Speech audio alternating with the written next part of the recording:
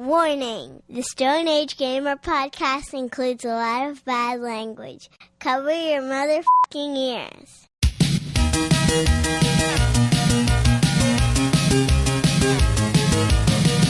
Good evening and welcome to the Stone Age Gamer podcast. I am Kris Randazzo, and joining me tonight is way too much of a good thing, Dan Ryan. Yeah, I've been. You know what I'm talking about. I do. Not E3 season continues to bombard us with trailers, and we're going to talk about them. And oh yeah, I got a Switch too. It's here in my house. How great is kart racing with a dolphin? Don't get lost inside that giant Joy-Con because the Stone Age Gamer podcast starts now.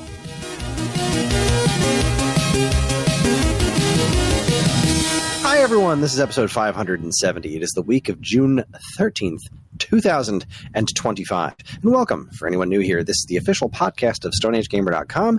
Dan and I talk every week about what's happening in the world of video games from a retro gamer's perspective, as well as whatever the hell else is going on in our lives. Speaking of which, we're not gonna do all that much. Yeah, I know. Speaking of nothing.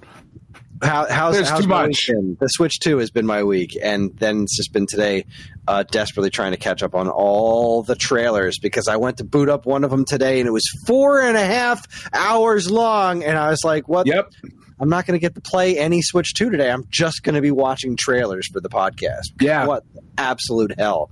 Right now, Day of the Devs is still running, so I kind of have that on in the background. So far, I can just say we might be able to actually talk about it because there hasn't been anything new. That's been like mixtape and that Drinkbox game. Like it's just been deeper dives into those. So it hasn't been any. Okay. There haven't been any new games that I haven't seen in other showcases yet, with the exception of the first one, which I will talk about when we get there if nothing else shows up. This is actually running pretty late. This was supposed to start at 6. But it looks like things got pushed around, so that's kind of dumb. Actually, no, maybe I'm wrong. Maybe it was supposed to start at 7. I'm going to say it's Jeff Keighley's fault. Fuck that guy. It's totally Keighley's fault. I didn't do anything wrong here. He did something wrong. I do have I have a Foster with me. I have Sawyer down here, so if you hear some noise as he just did, I apologize. He's getting adopted tomorrow. He has to be with me. Yeah. Nice. Well, I also just to let everybody know, I am somehow still not fully better yet. So I'm feeling better right now than I have for most of today, which isn't nothing. But it's been a weird week of health issues. But anyways. So I got the Switch 2. It's pretty neat. And that's all I have to say about it. It's okay, you know. Yeah, it's all right. All right, so fill me in. All right, so the night of, so Ellie had this like basketball game to go to at the school with Karen. And I was home with John, and the two of us were, just hanging out. We watched the PlayStation State of Play on Wednesday night before heading out, and then I was doing dishes and making lunches, and John was playing Legend of Zelda Echoes of Wisdom for some reason, because I guess, I'm playing it right before a big update where it's going to look better is a great call. So he started messing around with that, and while he was doing it, he did his usual get frustrated thing and flailed around like a lunatic, and he kicked over his protein shake thing that he has with his dinners, and it got all over 2 of my Pro controllers. Oh, and when I say all over, I mean like he kicked it over, and then instead of doing literally anything, he just sat there and was like, oh no, oh no, oh no, and I walk out there and it's just pouring. Just pouring. And I'm like, what? Do something. So we clean things up, but well, he was doing something. He was saying, "Oh no!" So the shake is in the controllers, like naturally. Yeah, it seeped into like the trigger buttons and everything, and I was like, "Well, I can't just leave these. I have to clean these out, right?" Yeah. Otherwise, that's going to be 2 Pro controllers that are going to be all sticky and non-functional if they even work. So I learned how to take apart Pro controllers an hour before I was planning on leaving. So I took them apart. I used the same tools that I used for the when I fixed my friend's Joy-Cons, and I took them apart piece by piece, cleaned all the milkshake out of them, and they both work fine. Now I fixed them. But that was the hour before I was leaving. That entire hour was me trying to clean out these two Pro controllers. So I was so stressed the entire time, and John's like crying and super apologetic and trying to punish himself, and I was just like, dude, stop. You're not making this any better. Like, I get it. You it was an accident. You should feel like an idiot because you should have finished the shake an hour and a half ago when I gave it to you, and you shouldn't freak out like that when you're playing games, because whenever something goes even vaguely wrong in a video game, he starts throwing his arms around and kicking and trying to be a YouTuber, you know, hacks. Hacks. Oh, this game is rigged, bro. And like flopping around trying to be a YouTuber. God. Like it's so fucking manufactured. It makes me want to vomit. And he was doing that bullshit, and he kicked the table and he knocked everything over. And so, like, yeah, I was pissed at him because it wasn't an honest mistake. It was him not keeping himself in check and being careless around my shit. So, anyway, that was being a fucking idiot. Like, that's not. Yeah. Especially being a clown for nobody. Like, just stop idolizing these YouTube jackasses. It's not cool. Yeah. So, anyways, everything was fine at the end. I wasn't like pissed at him all night. You know, half an hour later, I'm not still like angry at him. I'm not thrilled, but you know, I'm just trying to calm him down and also make sure my controllers aren't busted. And they aren't. And I finally get in the car. They get home from the basketball game, and I head over to Best Buy. And they've already got it separated into two lines. They've got, you know, a line for pre-orders and a line for walk-ins. And like, I was fourth in line for pre-orders. Because, you know, obviously there wasn't a huge line for pre-orders, because why would there be? We've already got our systems paid off. It's just for crazy people like me who want to get there early and make sure they get in there first. And then the other order line was like, I want to say 40 to 50 people deep when I got there. It was pretty huge by the time like midnight happened. That's a lot of people being real hopeful. And they all got them.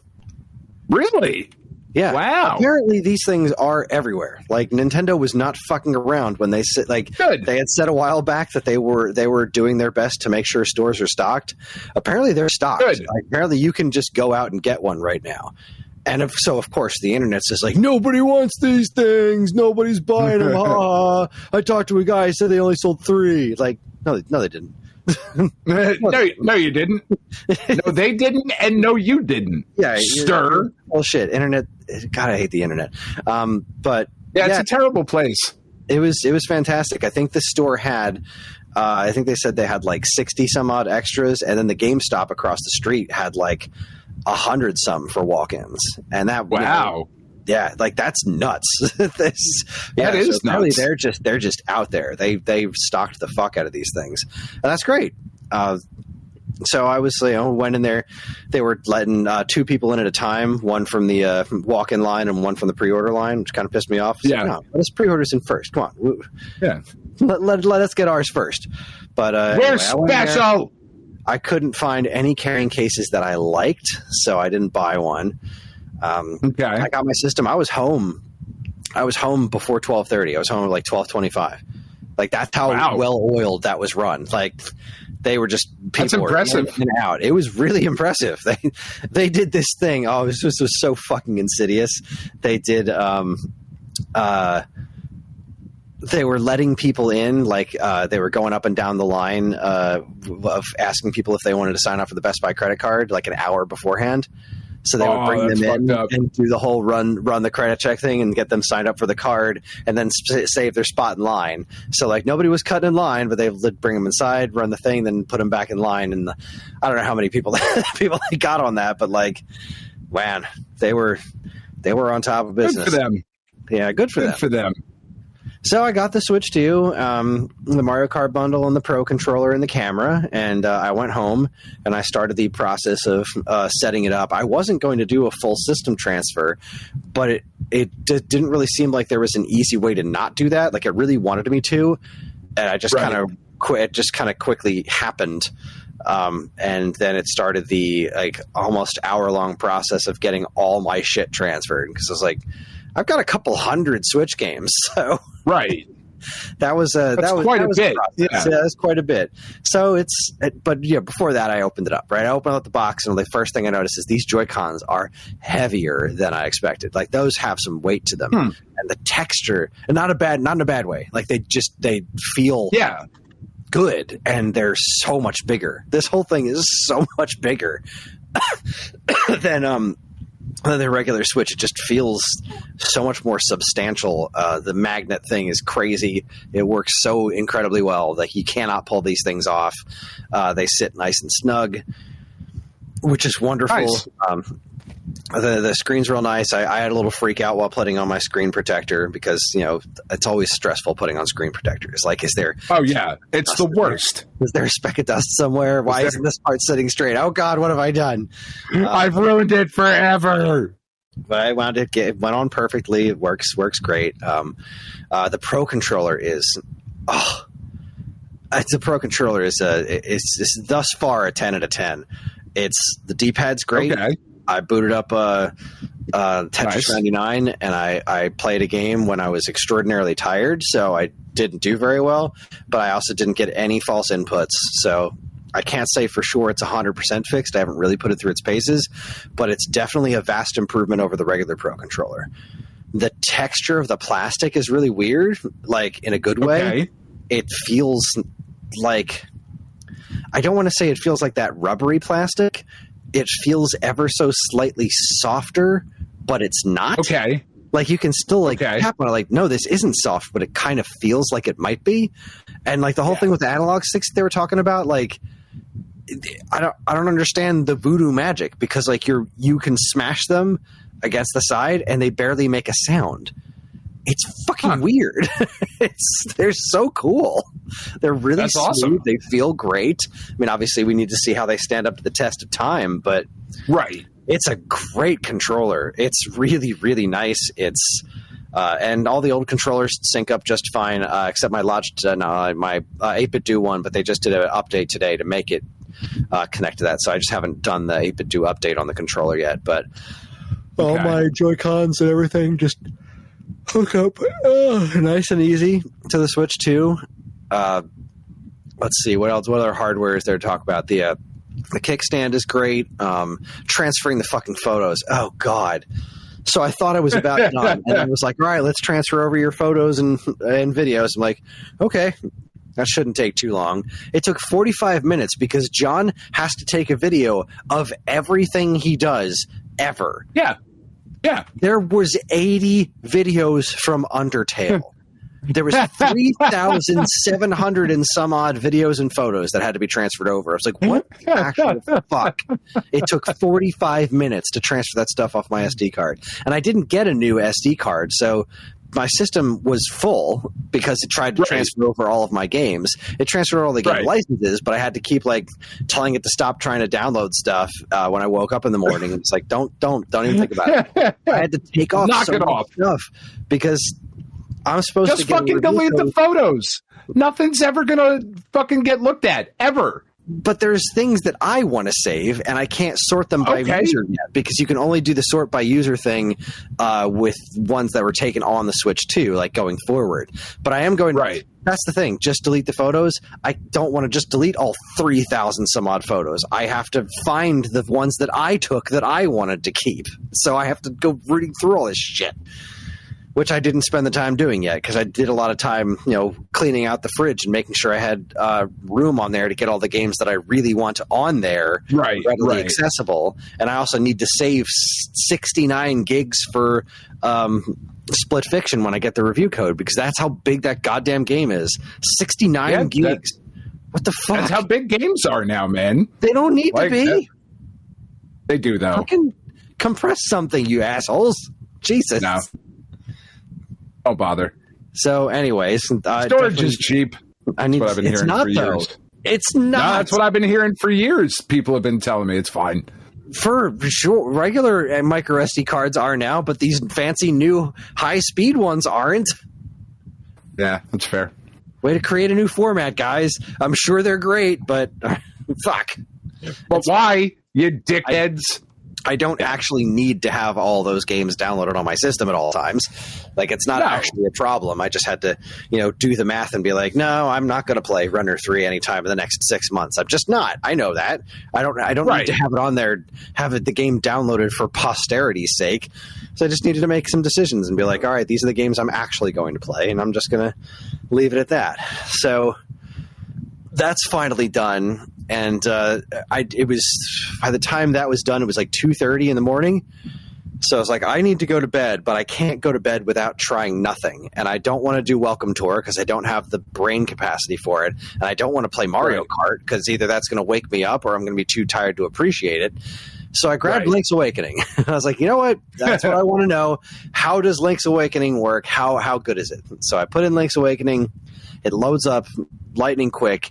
And I ran around for like 4 or 5 minutes trying to go from area to area, buttery smooth. I didn't notice a single frame drop. It's like, I can't wait to play through this game again. I am so excited because, I play through Link's Awakening every couple of years anyway. So this is definitely how I'm doing that now. So I went to bed, woke up the next day, and got to work on a handful of other things. So here are the things that I learned. Obviously, I'm going to save Mario Kart World for last because I have a lot to say about that. Welcome Tour so far is exactly what we thought it was.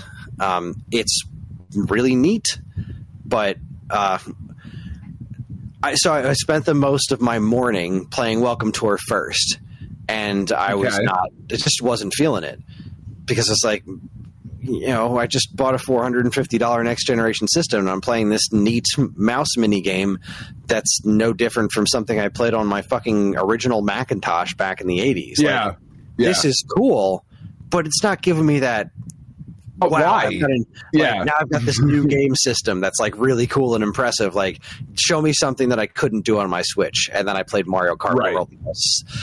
My first run through on Mario Kart World, I was just like, yeah, I get it. They said that this game started life on the Switch, and then they had to move development to Switch 2 because they were like, this is what we want to do, will not work on the Switch. And I totally got that. I totally got that. Good. We'll get back to that. So Welcome Tour is neat. I did a couple of mini games. It's a freaking tutorial, and it like tests you.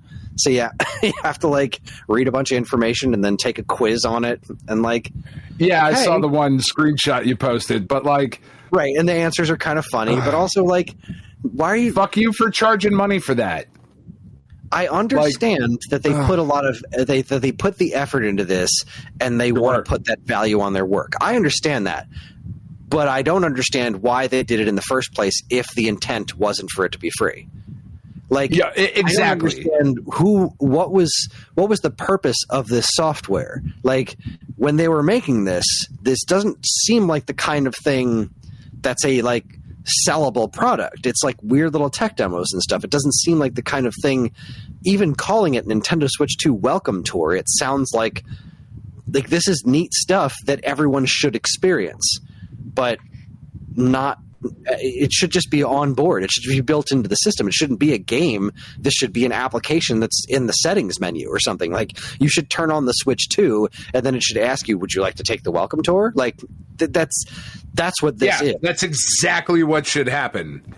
But it's a product that you buy and you run around, and it's got a decent enough personality. It's got some funny names and the you saw that screenshot I posted, some of the funny answers and the multiple choice questions and the tech demos. Wow, there's a new Patapon game.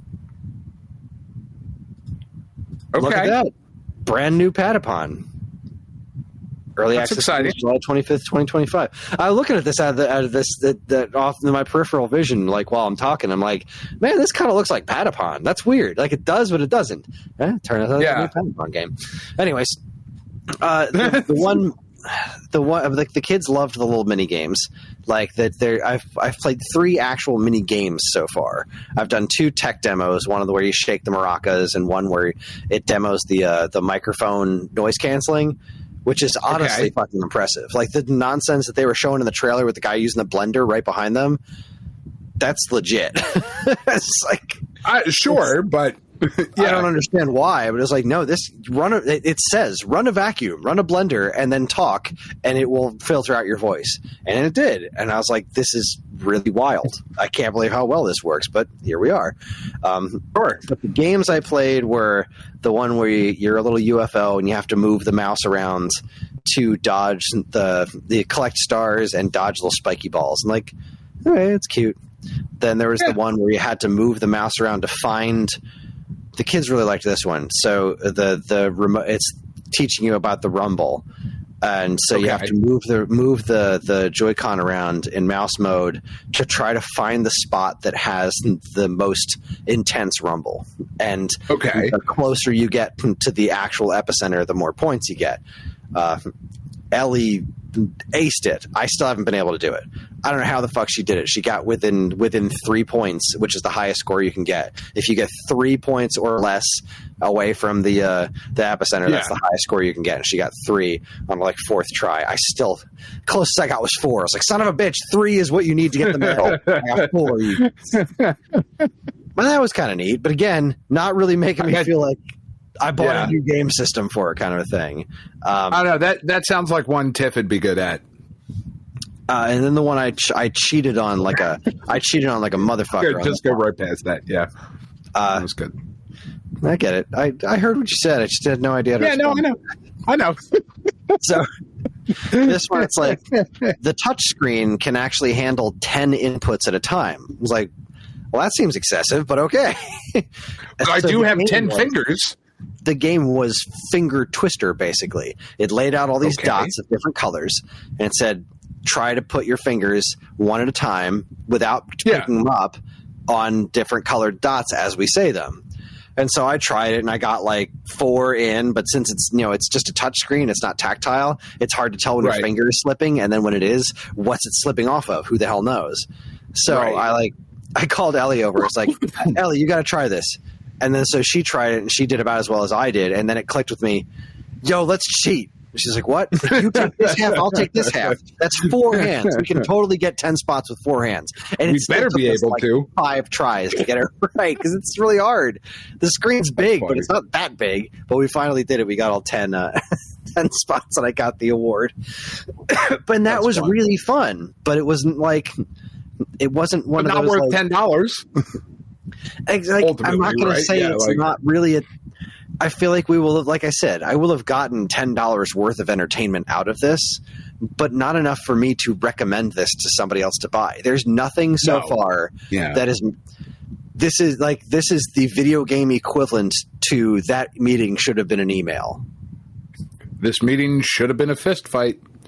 Yeah, 100%. This game should have been a YouTube video. It's so weird. Built in. It just should have been built in to show off what your system can do. But again, I'm not very far into it.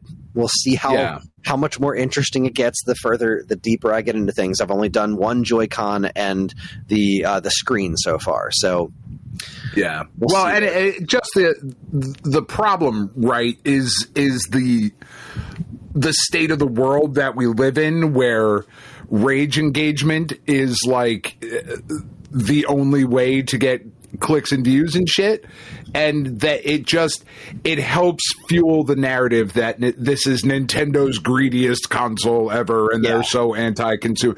Like it just doesn't help, right? It just doesn't. It doesn't help. But again, I can't. Which is a shame, because I get where you're coming from, but also somebody Reggie would not have let this one go. Reggie would have been like, "No, you've got to pack this in. This has to be a pack in," because that's what he did with Wii Sports, and that's what he fought for to get Nintendo Land on the Wii U. I'm pretty sure that was him made Nintendo Land not built in, but packed in with the more expensive version. Of the Wii U. Like, I know they don't love pack-in titles in Japan, but this isn't even Wii Sports. It's not a game. This is not really a game. It's the instruction manual. Exactly. It's a neat interactive instruction manual that would have gone a long way. Like, if this was free, if this was built in, people would be raging about it, like happily raging about it. They'd be like, yo, this is great. What a cool thing this is. This is so fun. And yes. Yeah, what an interesting way to walk people through all the cool shit that your system can do, instead of, why are you hiding all the cool shit that your system can do behind a $10 paywall, you fucking twats. Yeah. I'm just... it remains, to me, and will forever remain. It could be the equivalent of fucking, I don't know, whatever, a Link to the Past. Like, obviously it's not going to be. How could it be? Right? But it could be this equivalent of like this really great thing, and it will still continuously baffle me that they charged money for it. Yeah, it's absolutely wild to me. Right. Yeah, it's not. And I think they've done the rest of this pretty fucking well, ultimately. Yeah, I would agree. This, like, the system itself, it's zippy. It makes really fun noises when you go in and out of things. The eShop is a huge improvement. The eShop runs really well. It's easy to sort through things. You can go to your wish list without going to a separate menu. When you're in the wish list, you can separate. You can just look at things that are on sale as opposed to not. Like, it's great. It's great. All the little system level stuff that I've run into so far has been great. The Nintendo Online thing, the news thing, they're all wonderful. Game chat's really cool. I did a game chat with who the hell did I do it with? Was it Chronodin? Oh, I don't know. I wasn't there. I don't remember. Maybe it was Genix. You're a bad I can't remember. I'm so bad at names. You're a bad guy. And I don't want to say his real name. I know, you're big dicking him. I know. But that was really fun. It was really cool. And I understand that it is not it's not like replacing Discord or something like that. It's like, okay, we've been able to do this elsewhere. You can do this on Discord just fine. Why is this special? And I think what it is it's that Nintendo thing, the ease of accessibility. Like, right. You don't have to open up an app. You don't have to do anything. You just push this button and all of a sudden you're game chatting. Your screen automatically shrinks and your camera picks up your face and you're in. You're doing the game chat thing just like that. It's a seamless... Cool. The barrier of entry is almost nil. And you can... The camera tracks your face, which is wild. You can tell it to either track your face or you can tell it to show the whole view. You can tell it to do whatever you want. It's really neat, and it works extraordinarily well. We were doing a game chat while playing some Mario Kart, and it was a blast. It was, and during doing that was what really sold me on the open world thing in Mario Kart that I still have barely messed around with. But again, I'll get to that in a minute. But yeah, game chat's super cool. It's super awesome. Easy. It didn't take much to set up, and now that it's there, like, it's really easy to do. And the actual talking without a mic, like your Switch 2 picks up voices. I don't know what magic they've got in there that noise gates it as well as it does, but it gets it. It's amazing. I was really, really impressed by it. And the low frame rate on the other person's screen did not bother me at all. I really thought it was going to. I thought it was going to be super fucking distracting, but it's not. It certainly was in the video they showed. It certainly was in the video, yeah, but it didn't. Like, that's all I could look at. It's like, okay. It is a super low frame rate, though? It is. It's a super low frame rate. Okay. It's capped at a super low frame rate to make sure that the connection stays. Like, Right. They just wanted to make it use as little of the system's power as possible, and it's fine. It really is. Like, it got the job done for what I was trying to do, and it was just super, super easy, barely an inconvenience. So maybe if they hadn't cheaped out on the power, Kris, they could have run a crispy 1080p at least. That's fucking right. Greedy pricks. Needed an OLED screen. And I'm trying to make sure we get some listens here. Yeah, we've got to rage bait the internet, because that's how this works.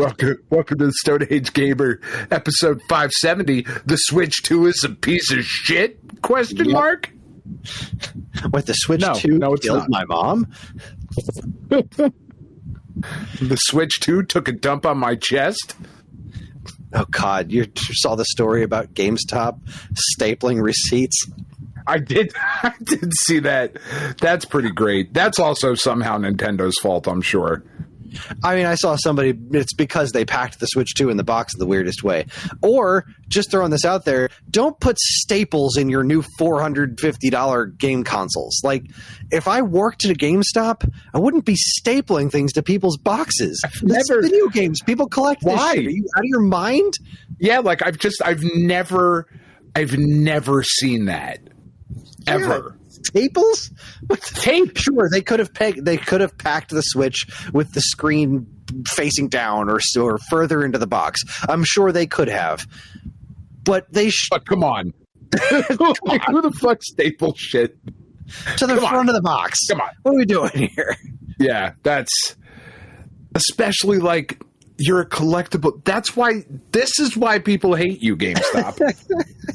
that right there, in and of itself, is the fucking just man. Is there? It's like when we worked there, when we were putting those stickers all over everything. You had to put those super sticky stickers on, and some of them were like, no, don't put them on the cases. Put them on the art themselves. And you go into some places, and it's just like stickers directly on the box art. Like, you fuckers. Yep. You just have no respect for your product. You fucking bastards. None whatsoever. Anyway, so I'd say one of the things that I probably spent the most time on was going back and seeing what old games do, because we knew about the games that were getting updated, but what we didn't know ahead of time was how old games in general were going to work on the Switch 2, if there were going to be any improvements. And apparently there are some games have some really serious improvements just by nature of the system being more powerful, like Bayonetta 2 and 3. And I think that was our conclusion, right? Like, I don't remember the exact conversation. We didn't know, because we didn't know how the Switch 1 games were running. Like, we didn't know if it was doing just switching into a Switch 1 mode kind of a thing. Right, but it's with a Nintendo. Good Vibes Gaming did a great video showing off Bayonetta 2 and 3 both run fantastic. Nice. So I decided to jump in and try a few things myself. Obviously, like I said, I did Link's Awakening. That had the free update, and that looks wonderful. Right. John and I had John play Pokemon Scarlet, which now looks as good as a Switch game does. Well, all right then. It's, I'm looking at it like, man, this looks so much better and it runs silky smooth, but it's still Pokemon Scarlet. It's still I was still fought on a hill, and the camera clipped through the floor and I could just see sky underneath me because there's still some jank. Yeah, things are still clipping through everything. They didn't fix the game. They just fixed the visuals. And it's still not a super visually impressive game. You're looking at it, it's this looks really nice, and it's really cool having it run smoothly. There's more Pokemon on screen at a time. It's a big improvement. But at the end of the day, it's still a really simple looking game. The geometry itself is not fantastic. So, it looks like a Switch 1 game. It definitely does not upgrade it to the point of being wow. Remember that? I don't know if you remember that they looking at the side by side comparison, but with Prime 4, right? We saw Prime 4 on the Switch, and they showed the Switch 2 version. Holy shit, that looks gorgeous. This is not that. Retro Studios did not make Pokemon Scarlet. This was. It still looks but it looks like a good looking Switch 1 game instead of a dumpster fire. So I was very curious. I hadn't seen anyone talk about it yet. How does Minecraft work?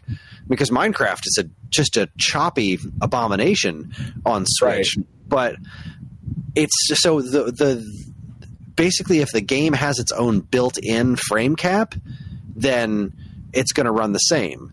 But if it doesn't, the system will run it great. Load times on Minecraft were a fraction of what they are on regular Switch. Nice. And the shop is accessible. The menus work. You don't feel like the God forbid. In the Switch version of Minecraft, whenever you die, things get crazy choppy while you're trying to respawn. I died. I respawned. It was smooth.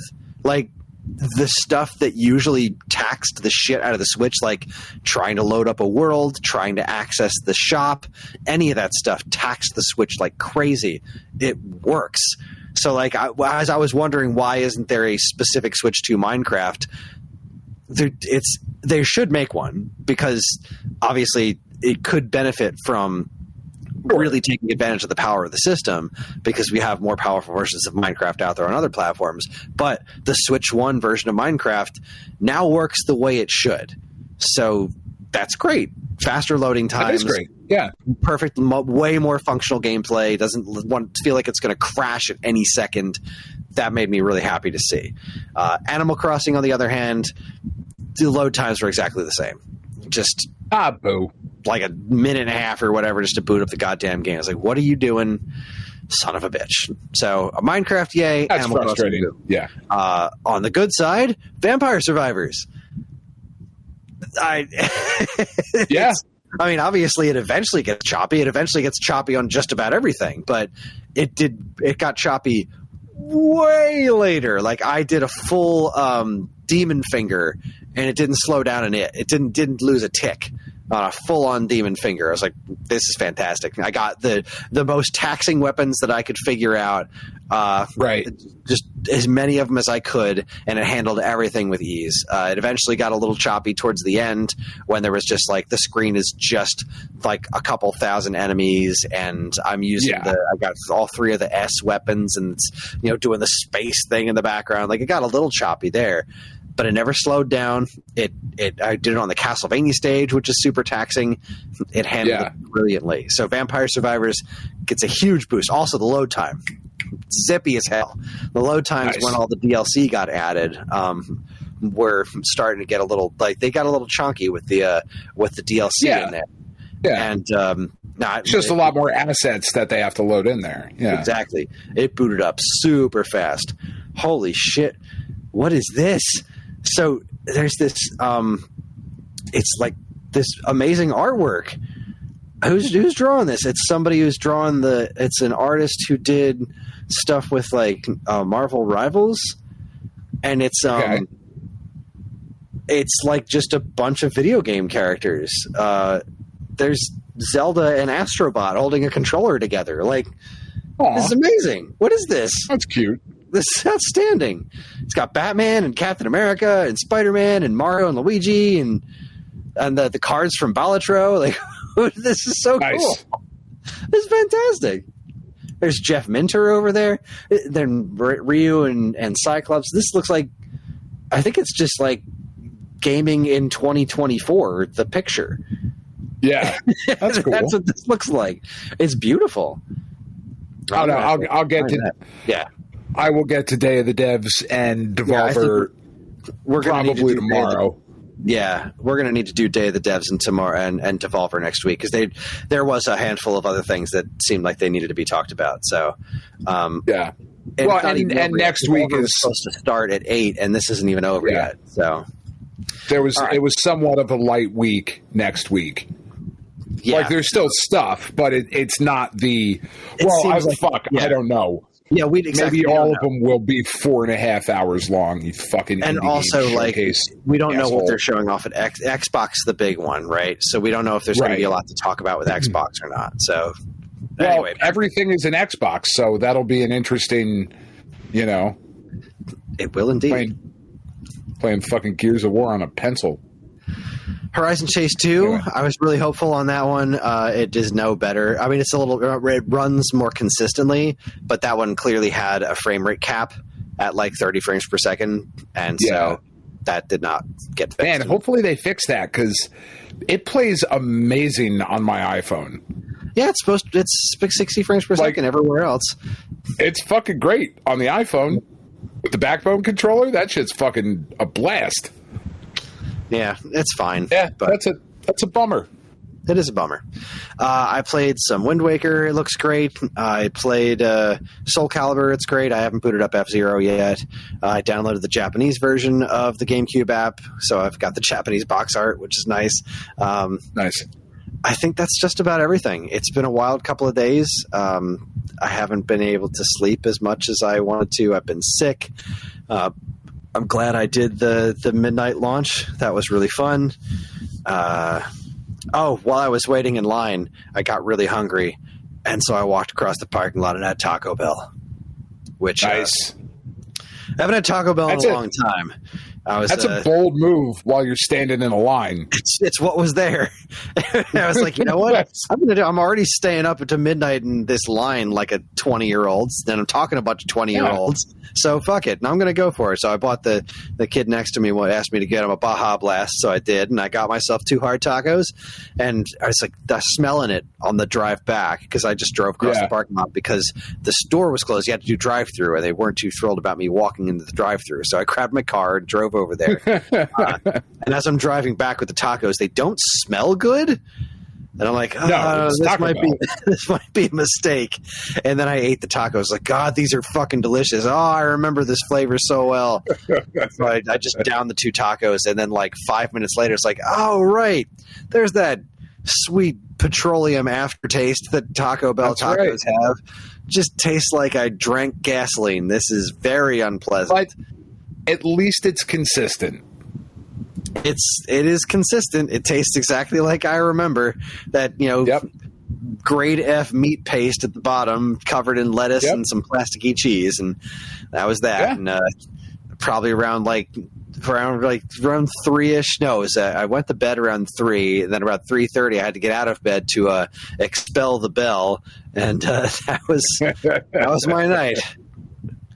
So Switch 2 is pretty freaking cool. I'm very happy with my purchase. I'm really excited for the future of the system.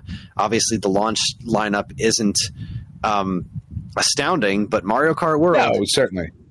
Mario Kart World is very, very cool. I think I can. So I did 50cc, gold medaled everything to start with 50cc, and that opened up the Special Cup and Rainbow Road.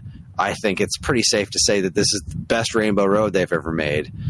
Nice. It's quite – these tracks are nuts. They weave in and out with lots of different paths and lots of different options. Like the whole time you're running through these – when you play Mario Kart, you roll through the courses and you often think like, oh, is that a shortcut? And, usually sometimes it is. Most of the time it's not. No, it's not. This one, it's like, can I go there? What if I grind off of that and try to flip off of that and do a wall ride, and then I jump off the wall to get up onto that platform? Like, you look at it totally differently because it doesn't do anti-grav anymore, but the ability to grind and drive on the walls, if you can get there, is really interesting. Because like the wall riding is like wall running. You can't just drive on walls. You have to maintain a degree of inertia or jump off to another wall within like a second or two or you're going to fall off. So it's really interesting. The track designs are just so good. And so you can do like they said, the regular Mario Kart single player mode is the tracks are all connected. So like the first course you do is a couple of laps, and then the second, every course after it, it's driving to the course and then do one lap of the course. Like that's how it works. Okay. Yeah. And that's cool. And everything is one lap? Sort of like it's broken into checkpoints. Okay. Like the Wario skiing level. So it's not a course. It's just like this is a thing you go down and you don't do laps. You do like this section, then this section, then this section. And it all kind of seamlessly works together like you're driving this specific path. And it's neat. It's better on the higher difficulty levels. It's 50cc and I know how to play Mario Kart. So like most of the straightaway stuff. So you're just, between courses wasn't super exciting because there wasn't a lot going on. But then I played it with the kids. And there's just, with the rubber band AI, there was just chaos constantly because the 24 racers, I'm like, I get it now. This is fantastic. Although I was playing by myself and there wasn't, like Ellie or a kid playing with me that the computer's trying to make up for, then it was just like it was kind of blowing everybody away. But that was just in that. In the actual races, even at 50cc, there was a little bit of challenge occasionally because like the items are nuts and there's 24 racers, so more items are happening. The game is so much more expressive. Oh, sorry. I need to go back. So that's that mode. And then if you want to do versus mode, right? Because I've never really understood the point of the tours, like doing the cups or doing versus mode. Like, I guess do versus mode just to pick an individual course. But now when you do versus mode, pick an individual course, that's how you do the laps. So if you just want to play like regular Mario Kart, just play the races and not have to do the in-between segments, you do versus mode, and you can play against the computers and do it that way. Pick whatever courses you want, and then just race those courses instead of having to drive to the next course. So that made me so happy. Best of both worlds. Because as much as I like that one, I also like traditional Mario Kart, just playing the courses. And I was kind of confused when they said you could, but it seemed like the wording was off. Like I wasn't sure if you actually could. You actually can. It's great. So that's good. Because sometimes you just want to play the racing game. Like that, because that was my fear with it too, of like, do I always have to do that? Because sometimes I just want to run this course a couple of times and like Mario Kart. Yeah. And again, I can't stress this enough. That connective tissue in between the races really doesn't feel too different from riding the courses. It really doesn't. Like, it's just like a kind of a slightly different animal. It still feels like Mario Kart. I think I might even like that better, but I also like the ability to go over some of these courses multiple times and do laps because they're great. Yeah. The course design is just fucking phenomenal, especially the way they've reimagined old courses. Like, they've done the thing where there's old courses in there, but they don't specify like this one's from GameCube or whatever, because the courses aren't remade like they were in previous games. They're full on reimagined. And like to the extent where like I was playing Koopa Troopa Beach from Super Nintendo and I didn't recognize it at first. I recognized the music. Right. And I was like, oh, this is the music from Koopa Troopa Beach. And then as I'm playing, and I'm like, oh, wait a sec, this is that course. It just looks and functions so totally different. Like, they really reimagined the old courses. Like, Choco Mountain from N64 is almost unrecognizable. But, like, once you realize what it is, it's like, shit, this is really cool. Oh, it's wonderful. That's awesome. The visuals are so very expressive. The character designs are great. Everybody animates really well. They do goofy poses. Their faces are very expressive, but like the items are really expressive too. Like the super horn, if you don't see it on your screen, but if somebody else uses a super horn, first off, it makes a much better noise, like a really goofy horn noise. But like in Super Mario 2, the word honk comes out, or like when a bomb goes off, a big boom, like the word boom shows up over a bomb blast and stuff. Like, it's got that kind of stuff. When lightning hits you, it does the traditional cartoon, like your character like strikes the weird pose and goes black and white, and you see the skeleton goes, oh, nice. It looks cartoony, like you got struck by lightning in a cartoon. That's awesome. Just the explosion your character spins around. It's so cool. The character selection is just as exactly as bug nuts as we figured. I drove as the dolphin. It was great. The cow is wonderful. I played as that stupid coin purse thing. I played as the oh God, I've played a bunch of times. I can't remember everyone I was. I was Toad. I was Mario.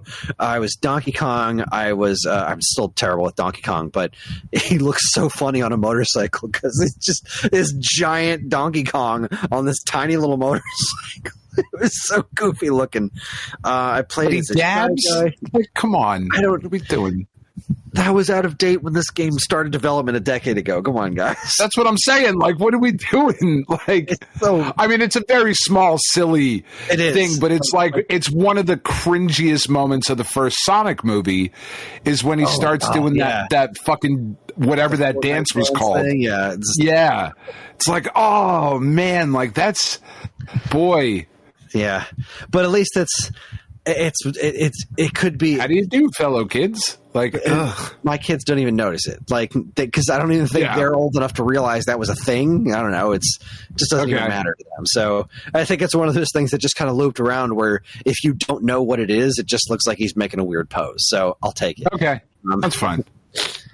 I played as the dolphin. I played as the cow. What other stupid thing did I play as? I played as some other like completely ridiculous thing, and I can't remember. But I found the Super Mario Land stage with the floating heads and stuff in Sarasa Land, which is fantastic. Oh, nice. That's awesome. There, those things haven't been anywhere since Mario Land. It's amazing. No, that's so cool. Oh God, yeah, Mario Kart blew me away. So when I did game chat, I played game chat with. Fuck. Can I see who I played game chat with? I'm so bad with names. Why can't I figure this shit out? I'm so angry at myself. Because you're a bad friend. Clearly I am. That's right. You just got my name a couple years ago. I don't think. Go back and listen to those early podcast episodes. And you're like, joining me tonight, Biff. Blah blah blah. Steve. Was No, it that's not me. Genix? Maybe it was Genix. Maybe that's who it was. It wasn't Rumblemans. It's one of our regulars, and I'm so fucking stupid. God damn it. That's right. I apologize so thoroughly. Because I wound up using his real name, and then I kept getting confused.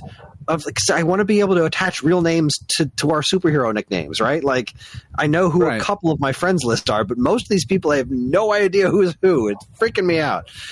That's right, guys. Just remember, to Kris, it was a Tuesday. That's all you are to him. I am Bison. That's it. So That's all we are to him. And we were able to find each other because you can go on the map and just warp to where the other person is. And then we're riding around Moo Moo Meadows. It's like, this is kind of neat. And then we're driving around, and I was like, hey, there's a pipe on top of there. I wonder if we can get into that pipe. And so the two of us start driving around, and like, wait a second. I think we can get into that pipe. But, like, how do we get up there? Because it looked like there was, like, a jump on one of the little – it's on these platforms that were like hills that were you couldn't drive up the walls. They're like this, it's a vertical dirt thing, and then there's grass on top kind of thing. So we're looking, and he pointed out. I'm going to say it was. I'm asking the chat.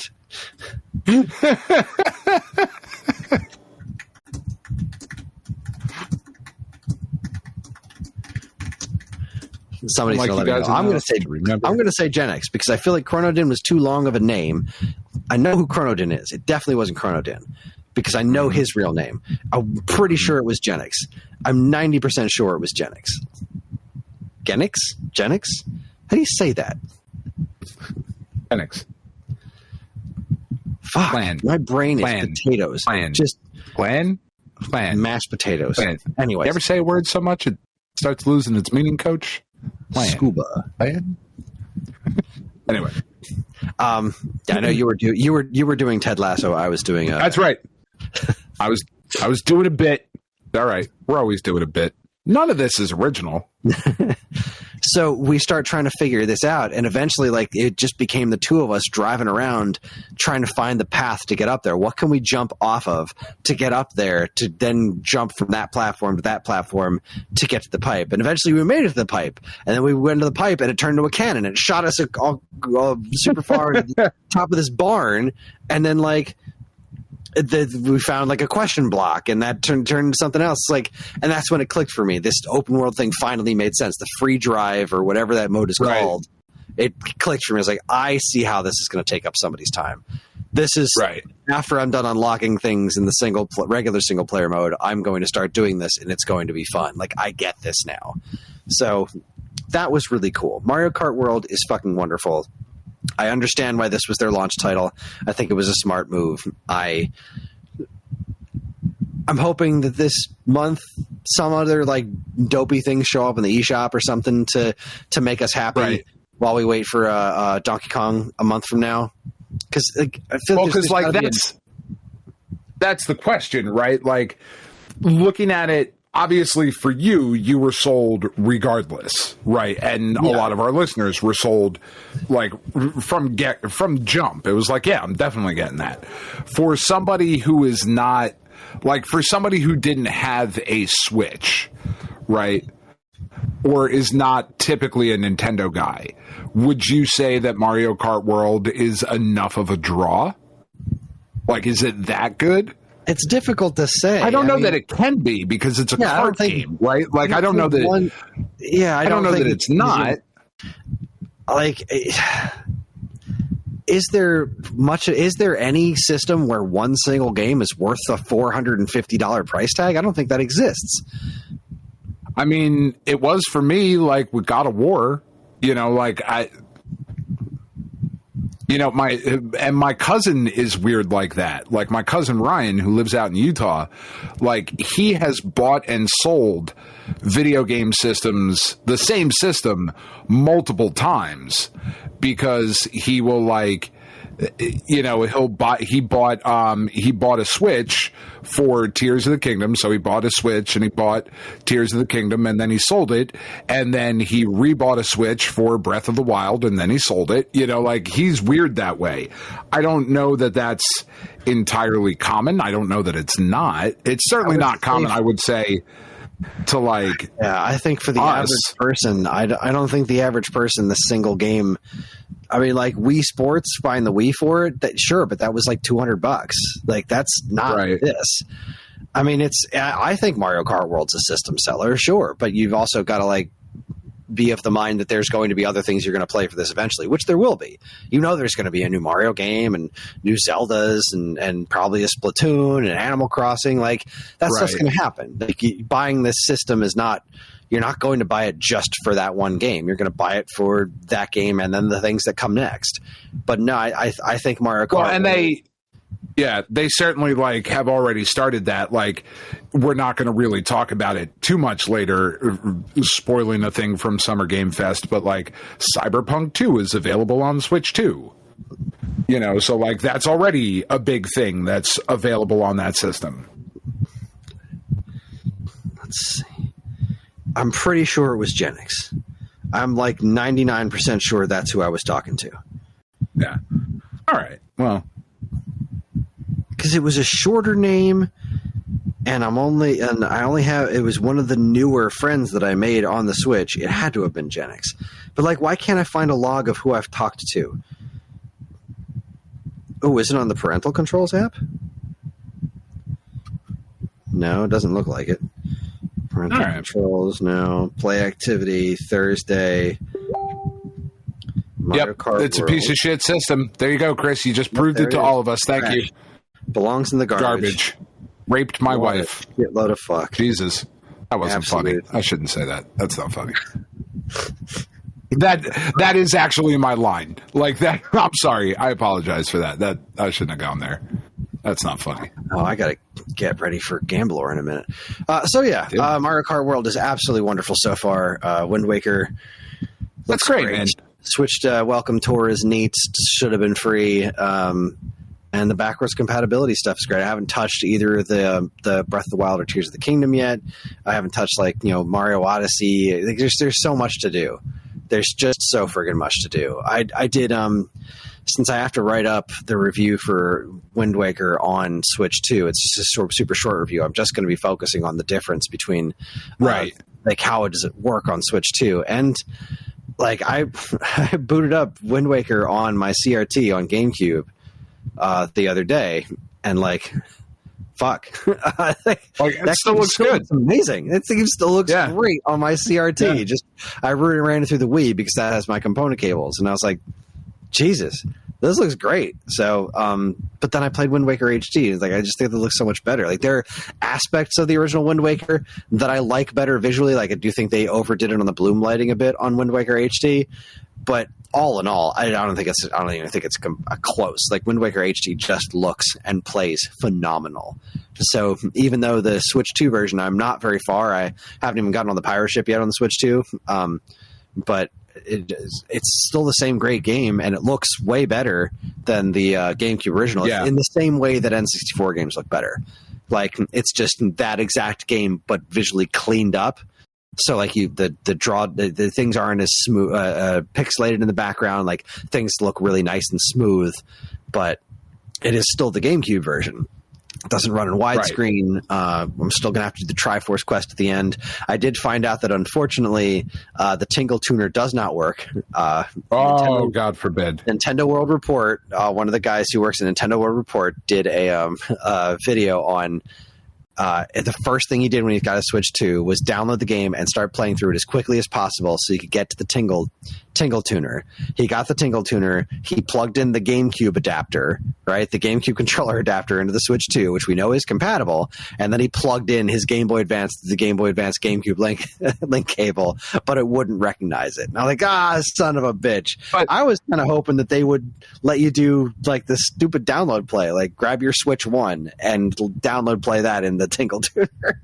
Oh my God. Stop it. That would be such a... Because that mode is bullshit. I was playing that with John. I was like, hey, John, do you know what a tingle tuner is? He was like, I have no idea. So I brought him downstairs, and we plugged in the Game Boy Advance. I loaded up my old save file, and he was like, this is dumb. Yeah, it is kind of dumb. Because you can't do anything. You can, like, drop bombs that don't do anything, and you can, like, get information on islands, I guess. Like, yeah. It's cute. I'm just saying, if they charge $10 for Welcome Tour, imagine how much money Tingle Tuner is. Yeah, the ability to use download play in GameCube games, that would really be something. That's a $20 to $30 proposition at the least. Yeah, greedy Nintendo. Yeah, fucking pricks. The greedy sons of bitches. Every last one of them. All right, well, that's my impressions of Switch 2. Is there anything else you need to talk about before we take ourselves a break? No. I'll talk about it later. Yeah, we're going to take ourselves a quick break. When we come back, we are going to talk about all the, not E3 stuff that's happened over this past week to the best of our ability. And that's going to be the whole show. Like, that's the rest of the night is us just talking about these things. So, you're listening to the Stone Age Gamer podcast from geekade.com. Stick around.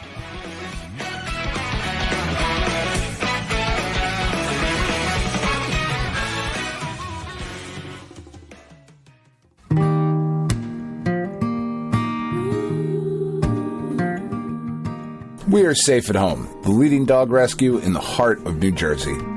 Are you searching for a loyal companion, a dog that will bring love and joy to your home? Look no further than Safe at Home. At Safe at Home, we believe in giving every dog a second chance. We rescue, rehabilitate, and find loving forever homes for dogs in need, right here in the Garden State. Our dogs are ready to make a lasting impact on your life. Each one has a unique story, a wagging tail, and an incredible capacity for love. When you adopt from Safe at Home, you're not just gaining a pet, you're becoming a part of our family. Our dedicated team ensures a seamless adoption process, providing ongoing support and guidance. With New Jersey's beautiful parks, beaches, and trails, you and your new furry friend will have endless opportunities for adventures and cherished memories. Safe at Home relies on the support of compassionate individuals like you.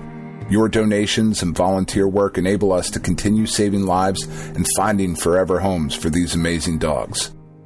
Join us in creating a safer, happier community for dogs in New Jersey. Together we can make a difference and give every dog the chance to feel safe at home. Visit our website or call us now to learn about how you can be a part of the Safe at Home mission. Safe at Home, because every dog deserves to be loved and protected. www.safeathomerescue.org.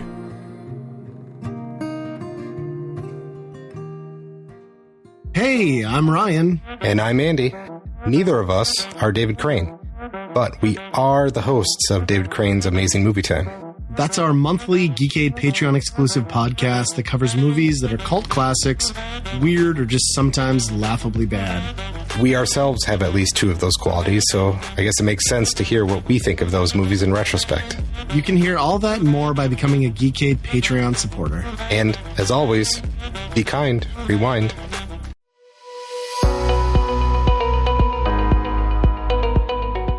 Hi everyone, Kris here. Podcast listening is free, but podcast creation is not. That's why the Geekade Patreon exists. In an effort to help us pay the bills, we've got a Patreon page set up where you can gain access to our monthly podcast topic schedule, get early access to many of our shows, and more. If you'd like to help support Geekade and keep these shows running week after week, head over to the Geekade Patreon page, linked in the show notes of this very podcast.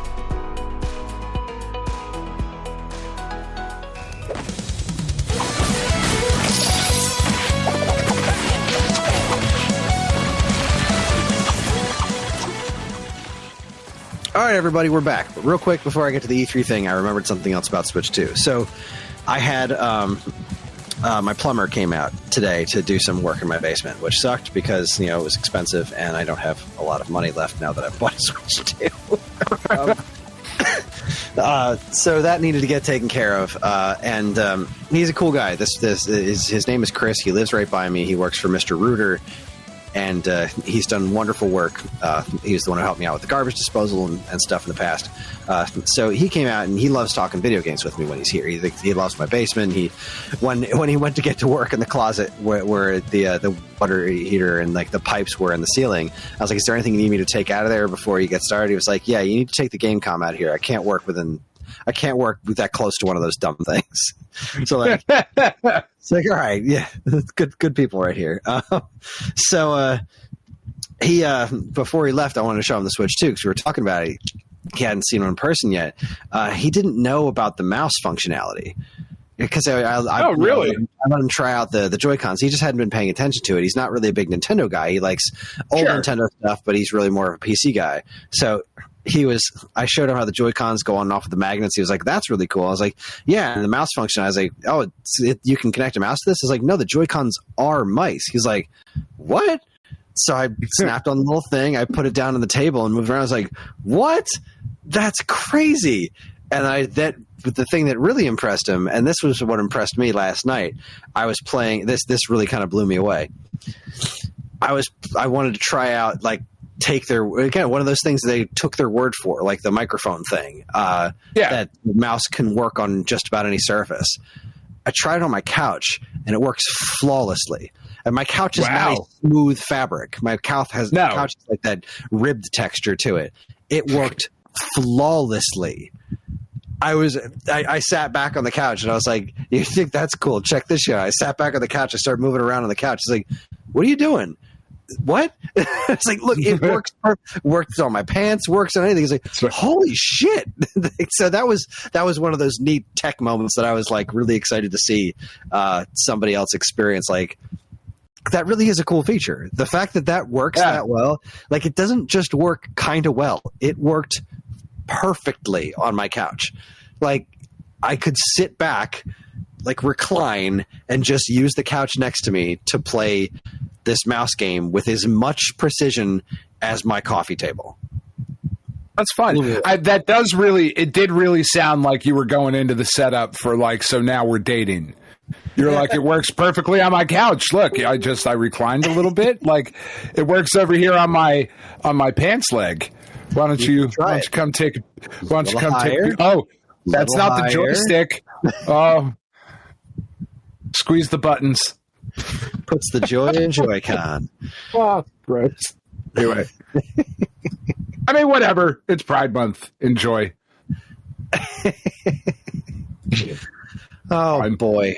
All right. Well, I'm all logged in for Gambler. Jesus, take the wheel, I guess. Yeah. So the only one that I have nothing. Well, there's two that I have nothing to talk about. One of those being the Epic, the State of Unreal. Because that was basically just an Apple developers conference for Unreal, and they showed off a little bit new for Witcher 4, but like everything else was just like that wasn't real gameplay either. That was just look at the cool shit we can do. Right. But like, I'm surprised you didn't have anything to say about that, because there was some really interesting tech going in there when they were going into detail. Oh, sure. How the way that they kind of reinvented how to make trees in video games and foliage, because the trees looked incredible, and then they broke down how that worked. I was like, wow. That's really fucking cool. There was a lot of neat shit in there, but none of it's going to make it to a blog post. So, I didn't not really game specific kind of thing. That metahuman animation was really interesting. That was really interesting. That was very cool. But the tree technology, it really made me excited for the future, right? Because like, obviously, they're doing great shit. Switch 2 games, but right.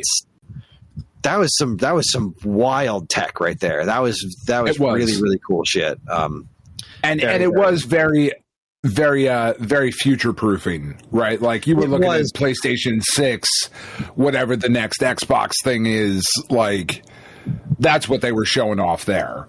But it was also like such science fiction nerd speak. Like, I just listen to them talk. God. Like, I don't know, these you're making this shit up. These aren't words.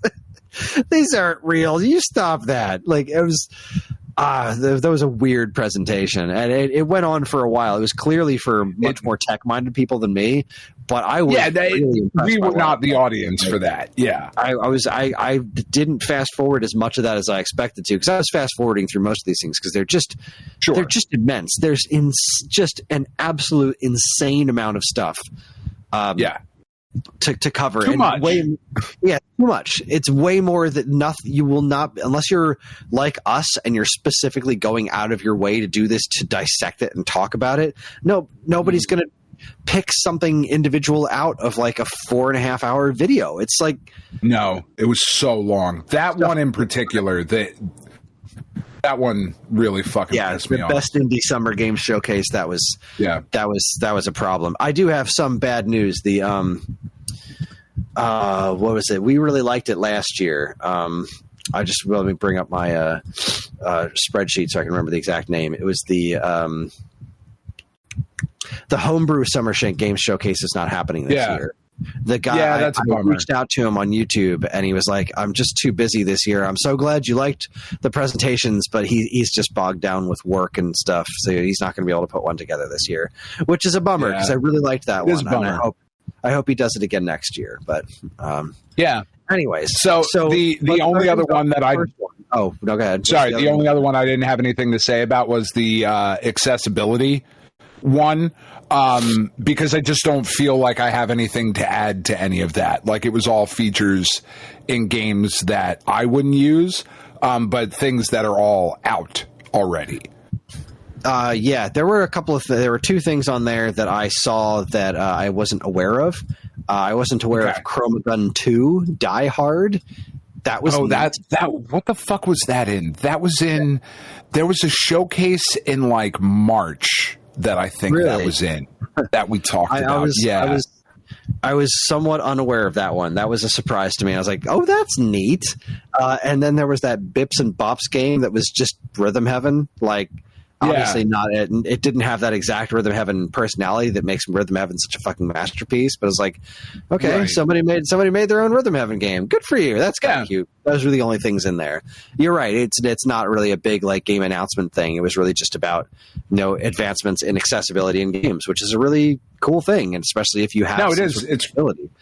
And it really got me thinking about like how different games could be done. Of like, because just playing through South of Midnight, like the story was so great, and like what would be a way to make it rewarding for someone disabled to be able to play through that game. Like, I certainly don't know what the answer is, but like, I think there needs to be more of that shit. I just don't think we're really qualified to talk about the implications of, these different things for differently abled gamers, because we are not them. Right. Yeah. So, but anyway, again, showcase I'm glad exists, and those were two games that I thought looked neat. It's like even us not even talking about the accessibility factors. Those were games I didn't know about beforehand that I think look pretty neato. All right.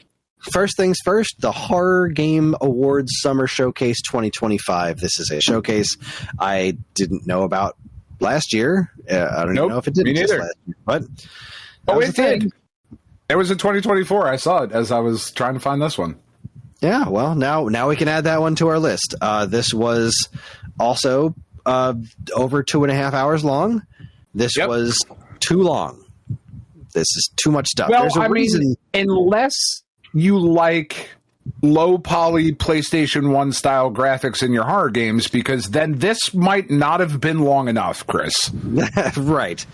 There is a reason Nintendo Directs and State of Plays are rarely even an hour long, right? This State of Play was pretty beefy, but they earned that. We'll talk about that. Yeah, and it still wasn't even an hour.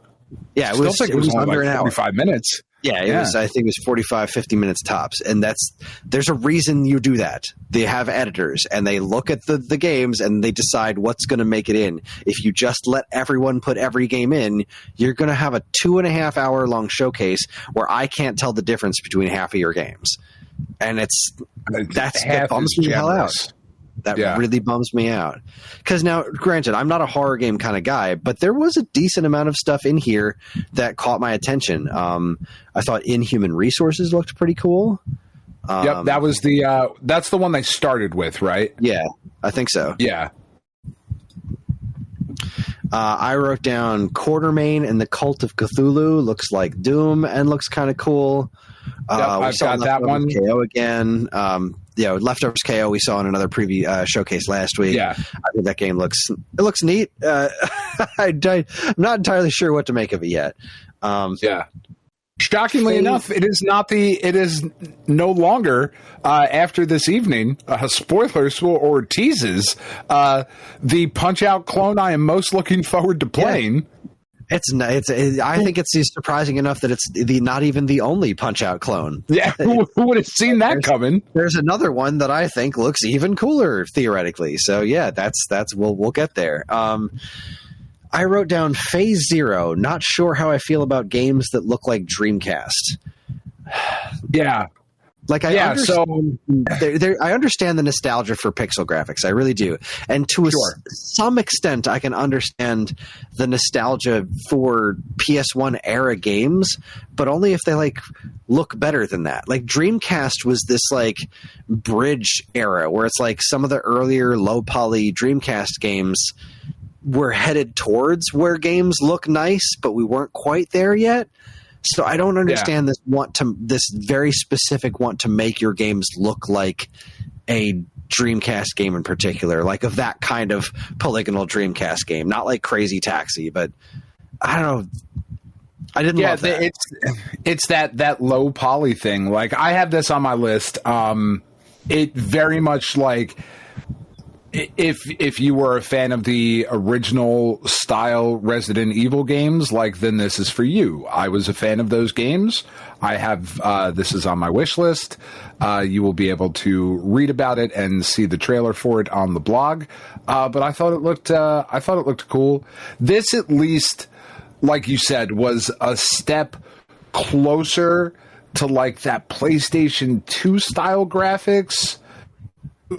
It was closer to that than it was the true PS1 low poly kind of thing. Yeah. It wasn't Master of Unlocking low poly. It's a Code Veronica low poly. Yeah. I had one that happened. Oh no, I know. I know this happened definitely before that in the showcase. I don't know that matters. But one of the ones that popped up was Prop Hunt. Which is it was a 4v1 multiplayer game where one person is the ghost and is going around the room haunting shit and making shit move, and that I thought looked really cool. And the other people have to try to capture the ghost. That one I thought looked pretty interesting. That is neat. I think I missed that one. Yeah. I did Buy Sweet Carol. Yes. So that. Yeah, I've got that one as maybe one of the top trailers that I've seen so far. It looks like creepy Disney, but not in the let's make Winnie the Pooh an eldritch horror kind of. No, it looks like Don Bluth. Yeah, it does. It's got a really cool look to it. I couldn't tell if it was a game that I really wanted to play or a game I just really liked the look of. But either way, it left an impression. I thought that was a really, really neat looking game. Yeah, I'm a big on this one. This one looks really, really cool. And the only other thing I wrote down here was, good Lord, this is over 2.5 hours long, and Lullaby Weaver has an interesting look. All right, well... Now, I can't even remember what Lullaby Weaver was, so I should look that one up while you're talking. Was that on your list, too? No, Lullaby Weaver was not. I've got one on here called Painted in Blood. It was one of the few first-person shooter, action-adventure, boomer shooter type games that they showed that I thought looked pretty cool. The weapons looked pretty cool. You weren't limited to just shotguns and whatnot. There were crossbows and axes and cool looking guns. This one I thought looked pretty neat. There was Lullaby Weaver. I recognize this now. So is this one? Okay. I didn't necessarily think the game itself looked like something I'd want to play. I thought it had a really interesting art. It looks like it looks kind of like Undertale in the way that it's colored, but it's using like weird polygons almost. It just kind of looks like a game that doesn't exist in a real game system or something. Like it's a very strange thing, like almost like Commodore 64 or ZX Spectrum, but not like with a weird modern twist. Again, nothing I actually want to play, but I did think it was a really interesting looking game. It had a real nice visual flair to it. I feel like that sounds like something I would have written down. I will look for it. Next one I had on my list from this showcase was Parimara, Beneath the Forlorn Limbs, which is a kind of a ridiculous name, but it was like an adventure game kind of mixed with like a first-person adventure game mixed with a card game. It's apparently a very short little story-driven game, but the whole kind of thing is you're trying to conjure up this ghost, and you're using the cards that you have and the ones that you find throughout the world. I don't know. I thought it looked really cool. It had a really cool art style. The next one I had, this one just reminded me of the chase scene in E.T., and that was Quite a Ride, where you are just like, it's a first person, like you're on a bicycle and you're fucking riding away from whatever the fuck is chasing you in the background, and the game looks super creepy and weird. And I don't know, there's just a weird, there's something to this that, I don't know. There's one scene like in the trailer as you're riding away, like text pops up on the screen and it says it's close, don't look back. And I was like, oh fuck, that's wild. And like you're riding around tentacles and shit. You have a little basket on the front of your bike. I don't know. It, like I said, it reminded me of E.T. and I was like, all right, I'm in. That looks pretty cool. There's another one I put down called Void Martyrs. Was a psychological horror game, but it's got that isometric point of view like Hades does. I don't know. It looked really fun. I don't know. It looked pretty gruesome and graphic and something that, you know, not something that I'm like, oh, day one, I have to get that. But interesting enough. Another one that's popped up in a couple of different showcases was Silly Polly Beast. This one has, this is the one where like it's a third person action adventure. It's kind of a shooter, but you're also like riding around on a skateboard at times. Huh. I don't know. I'm sure you've seen this. The art style is wild. There's like a ton of shit. Yeah. There's a ton of shit going on. Yeah. But it looked like it had some interesting mechanics, like in the world. There's parts where she's shooting, there's parts where she's beating shit with her skateboard. I was like, yeah, this kind of looks, I mean, there's some anime bullshit to the main character. She's kind of got like the little devil horns on. I was like, all right, that looks pretty cool. There's another one. This one I thought looked really interesting, and I might pick it up relatively soon because it's only $4.50 right now on Steam.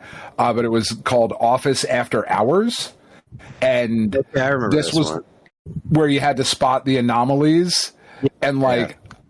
Yeah, I don't know. This looked pretty wild and pretty fun, and we just finished Blueprints. Well, I finished. Oh, congratulations. Is the wrong way to put that. We got to room 46 in Blueprints. So I was like, all right, we can take a break from this for a little bit.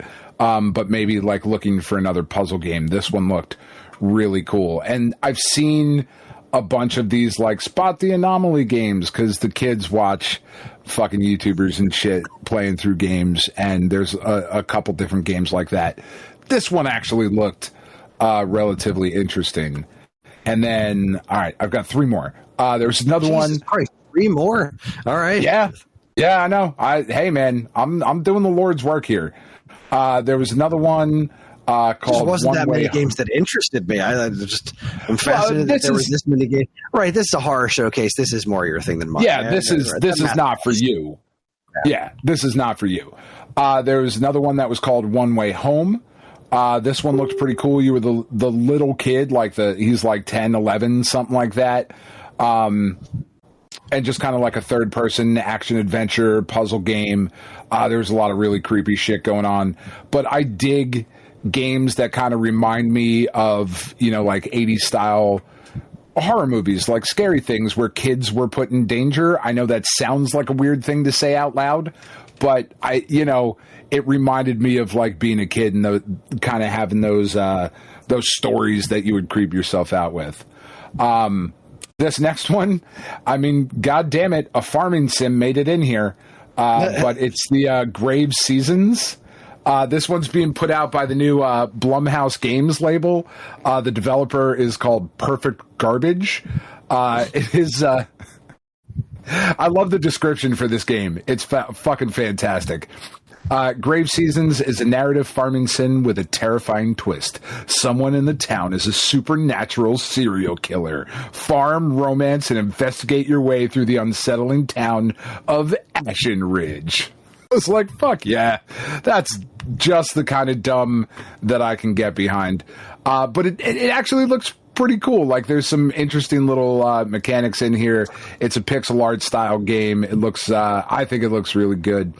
And maybe even more importantly than that, Kris, it is also a woman developed game. So, there's that. And then the last one I had from this showcase was the one with the fully acted cutscenes, the Tenebrous Somnia. It is a 2D survival horror type thing, but then all of the cutscenes are like fully live acted, and I was like, fuck, dude, that looks so ridiculous. I kind of am super into it. Awesome. Yeah. Well, I'm glad you got more out of this showcase than I did. Not that I hated it. I mean, I was kind of surprised I had as many games in this showcase as I did, considering, who I am. But yeah, that's pretty cool. Good for you. I'm glad you found some cool stuff there. Yeah, there's I've actually been relatively surprised as I've been going through a lot of this. So much of it, having the Steam Deck allows me to get excited about a lot more stuff than previous, because I don't know that there's one game that I just listed off that has a definitive coming out for consoles as well. I'm sure there is, but I'm not even worried about that. You know what I mean? Yeah. Yeah, I don't even have to think oh, I wonder if this is coming to PlayStation. I can get excited about a lot more stuff. Yeah. So that's pretty cool. Yeah. Thanks, guys. All right, before we move on to the next one, I have to make mention of another thing that I forgot to mention about Mario Kart is the fucking music. The music in Mario Kart is amazing. It is just absolutely outstanding. Just fucking phenomenal. 10 out of 10 soundtrack so far. I need this soundtrack in my life in a way that I can just listen to it without the racing, because holy fuck, it's so good. That's awesome. Earlier today, we were doing a regular single a tour, like the Grand Prix, and in the area between races, it was playing this just wonderful jazz version of the Mario 2 character select music. Oh, nice. That's awesome. Because it's not just Mario Kart music. It's just music from various Mario games just strewn about. Unbelievable. That's great. It's so well done. That's great. Okay. The next showcase is the 4.5 hour Best Indie Game Summer Showcase 2025. For the love of God, guys, get your shit together. Pull your finger out of your ass and tell some people no. You cannot do a 4.5 hour stream and get anything noticed. I have a ton of games written here, and so do I. I missed some of this. I actually skipped ahead. There was a certain point where I was like, I literally refuse. I cannot watch any more of this. Any more time on this today. I have a brand new Switch 2 I want to play, and I have been at this for an hour, just fast forwarding and fast forwarding and fast forwarding. Like, fuck. All right. You mentioned trash earlier, and it reminded me of the first game they showed off, which I think looks neat. Kingdoms of the Dump. Yeah, that was in the indie showcase last week. It was? I don't even remember it. Yep. It said developed by actual janitors. Was one of the taglines. That's the janitors one you were talking about. Yeah, I totally missed that in the one last week. I totally missed that one. Well, I was right here too. And then they followed up with Ovis Loop, which I thought also looks cool. Katanaut. I wrote Katanaut, I think. Katanaut. Yeah, like you're a katana wielding. Yeah, it's those two things together. I said neat name, could be cool, but there are a lot of games that look like this. There are. I like the this one I wrote down. I like that this one is pulling in like the cosmic horror, fucking Cthulhu kind of shit behind it. So I was like, "Yep, I'm in. That'll do." Yeah, it looks neat. I wrote down Goodbye Soul. Looks a lot like Flashback. Yeah, that one looks really cool. We've seen Ruffy in the Riverside. We've seen this show up a bunch for the last, I think, year or two now. Something about it's just not hitting me right. It's got a lot of neat ideas, but I don't know. It looks a little unfinished. It's not. Still, I don't love the character. It's just not. It doesn't get my jeans steaming. It doesn't get my jeans steaming. I wrote Killbug. Right, that was the vertical first-person shooter. That's kind of neat. Yes. Yeah. My kid was into that one. Penn was into that. I was didn't do anything for me. Kind of neat. That's where I'm at with that. It is kind of neat. I agree. But again, it looks like that fucking kind of ugly PS1. Very PS1, yeah. It's stylized enough that it doesn't bother me too much. Whereas the next one I wrote down, Deep State, really wants to be GoldenEye. Yeah, I didn't even write that one down. That one pissed me off so much. I was so angry at that one. If this was really funny, like that's what this is missing. This needs to be hilarious. If this is just completely tongue-in-cheek hysterical, then you got something. But this, it was so serious. Really wants to be GoldenEye. And then we got our first look at Off. At least as far as I know, our first look at Off. Yes. Whew.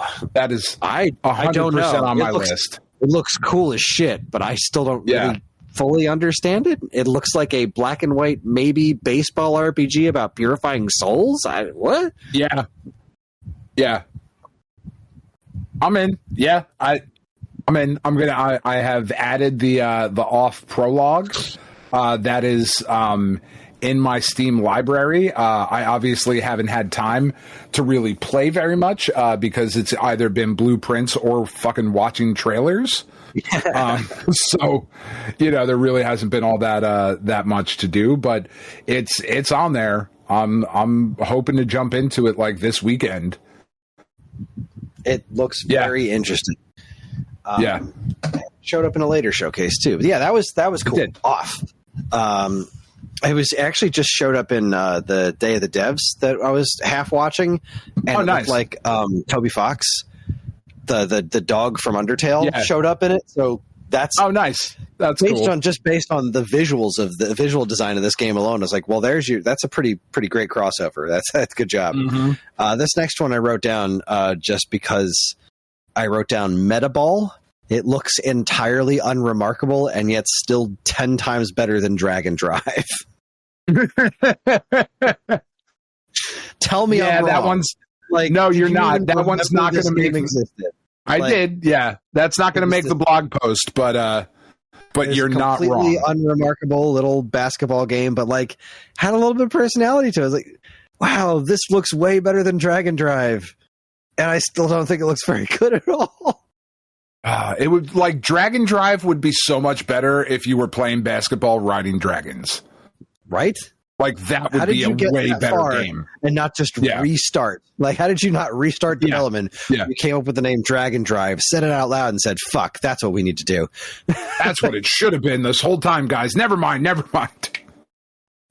Back to the drawing board, fellas. This is a bad idea.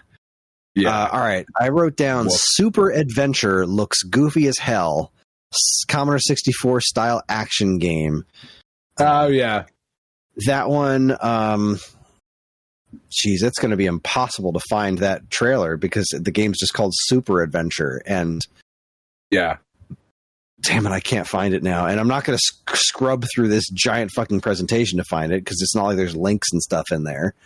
Right. Oh, man. Yeah, no. Like, and that's the other thing, too. Like, if these fucking presentations at least had timestamps, like, come on, guys. Like, what the fuck? It sounds like we need to do the Stone Age Gamer Showcase 2026, Kris. That's what it sounded like to me. You don't have enough on your plate. Neither do I. Yeah, we really don't. I mean, we're just not spending enough time. We're not. With words are failing me. Fuck. Okay. God, I hate being sick. That's like my brain. It's the worst. It's just not doing it. I can't find anything on Super Adventure. I mean, hold on. I have my Steam store pulled up. Let me see if I can find it on here because that's where. So again, shamelessly plugging the blog post that I did. I'm just linking the trailers from YouTube and then copy and pasting the text. Like I'm not claiming anything other than that for the blog post, but I wanted to like at least get a collection of the shit that I found interesting. Yes, I'm looking at Super Adventure right now. Yeah, it's a side-scrolling 2D platformer. It looks cool. It looks, you're right, like a little bit more rudimentary than NES-style graphics. The backgrounds look a little bit more NES, but the characters are a little bit more Commodore 64-esque.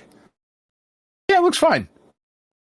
Yeah, I thought that one looked kind of cute and enough to write it down, and now I can't fucking find it again. Yeah, it looks cool. You have is the blog post live or is it scheduled? No. So I posted week 1 earlier this week. I will add this one to the list for you. That one's going to go up probably Sunday, I think, for this week's shit. Okay, good. Yeah. Wonderful. I will add that one to the list. I'm not adding everything you say. You're just making more work for me. But that one I'll put. Welcome to my world. Let's see. Yeah, I know, but I told the boss that I didn't want to get paid for these. I'm just doing these. Yeah, I know. It was dumb. I wrote down the back world. Looks like Earthbound. Yeah, that's it. Yeah. I did a typo and then I couldn't figure out what is it. Folder Dungeon. Yep, I've got that one. That one looks great. RPG. Okay. Yeah, sure. I don't know what the fuck, but I'm in. Yeah, that was an interesting concept. A turn-based RPG based on Windows folder management. Yeah, that's just dumb enough to work. I'm into that. I cannot believe you did not write down A Gentleman's Dispute. I don't even remember that one. That was the one with the dudes, like with the faces with the fake mustaches and the top hats, like wailing on each other, knocking them all over the fucking map. Oh, yeah, I saw 2 or 3 times now. Yeah, that looks like a super fun family, like all 4 of us getting together. It didn't strike me. Really? Yeah. I know exactly. Yeah. I guess I don't know you as well as I thought I did.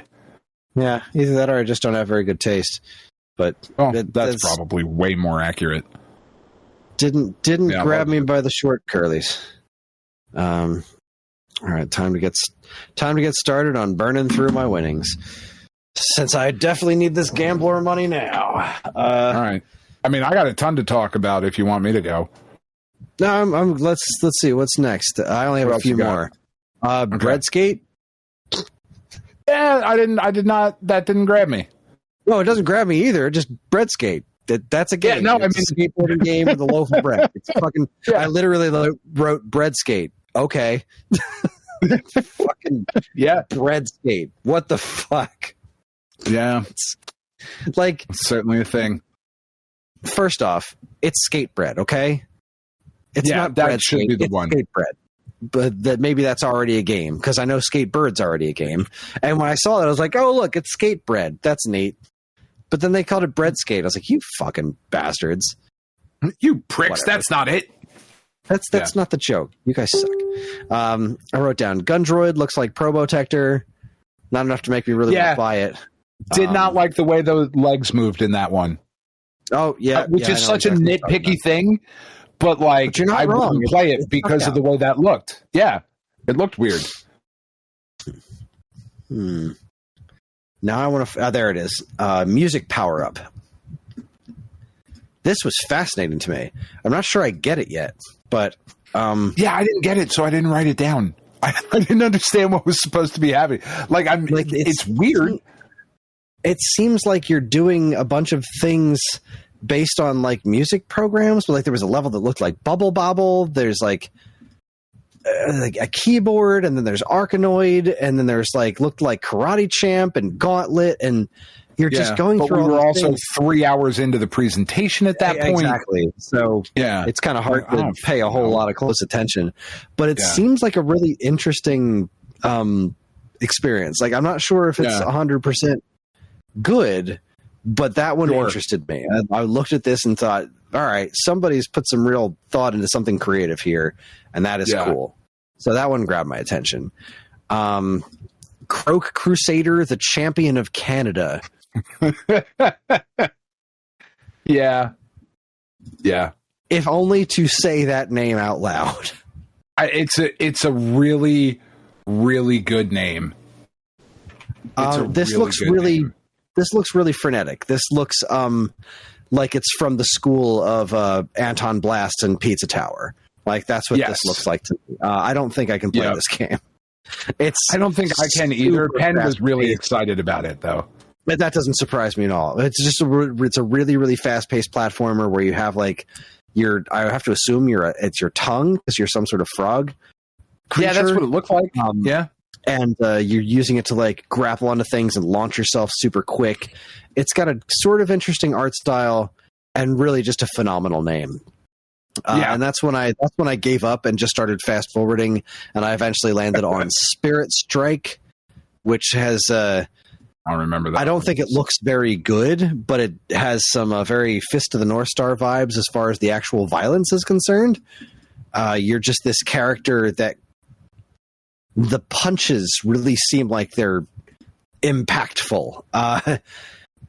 I don't know that it's a fighting game. I think it's a brawler where you're just this extremely powerful dude. I'll link you the trailer right Hold here. on, no, I got Steam.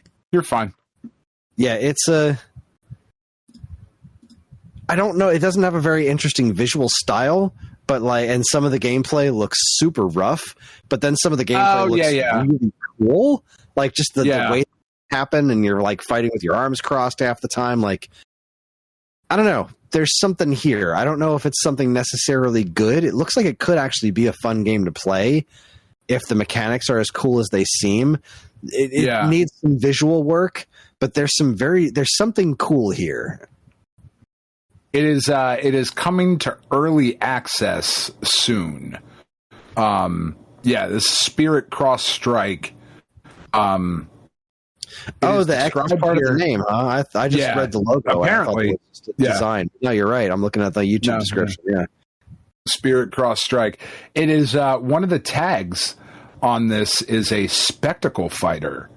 Now, I don't know what the fuck a spectacle fighter is. I mean, I think I do, but the first game that pops up when I click on spectacle fighter as a tag is Dragon Ball Sparking Zero.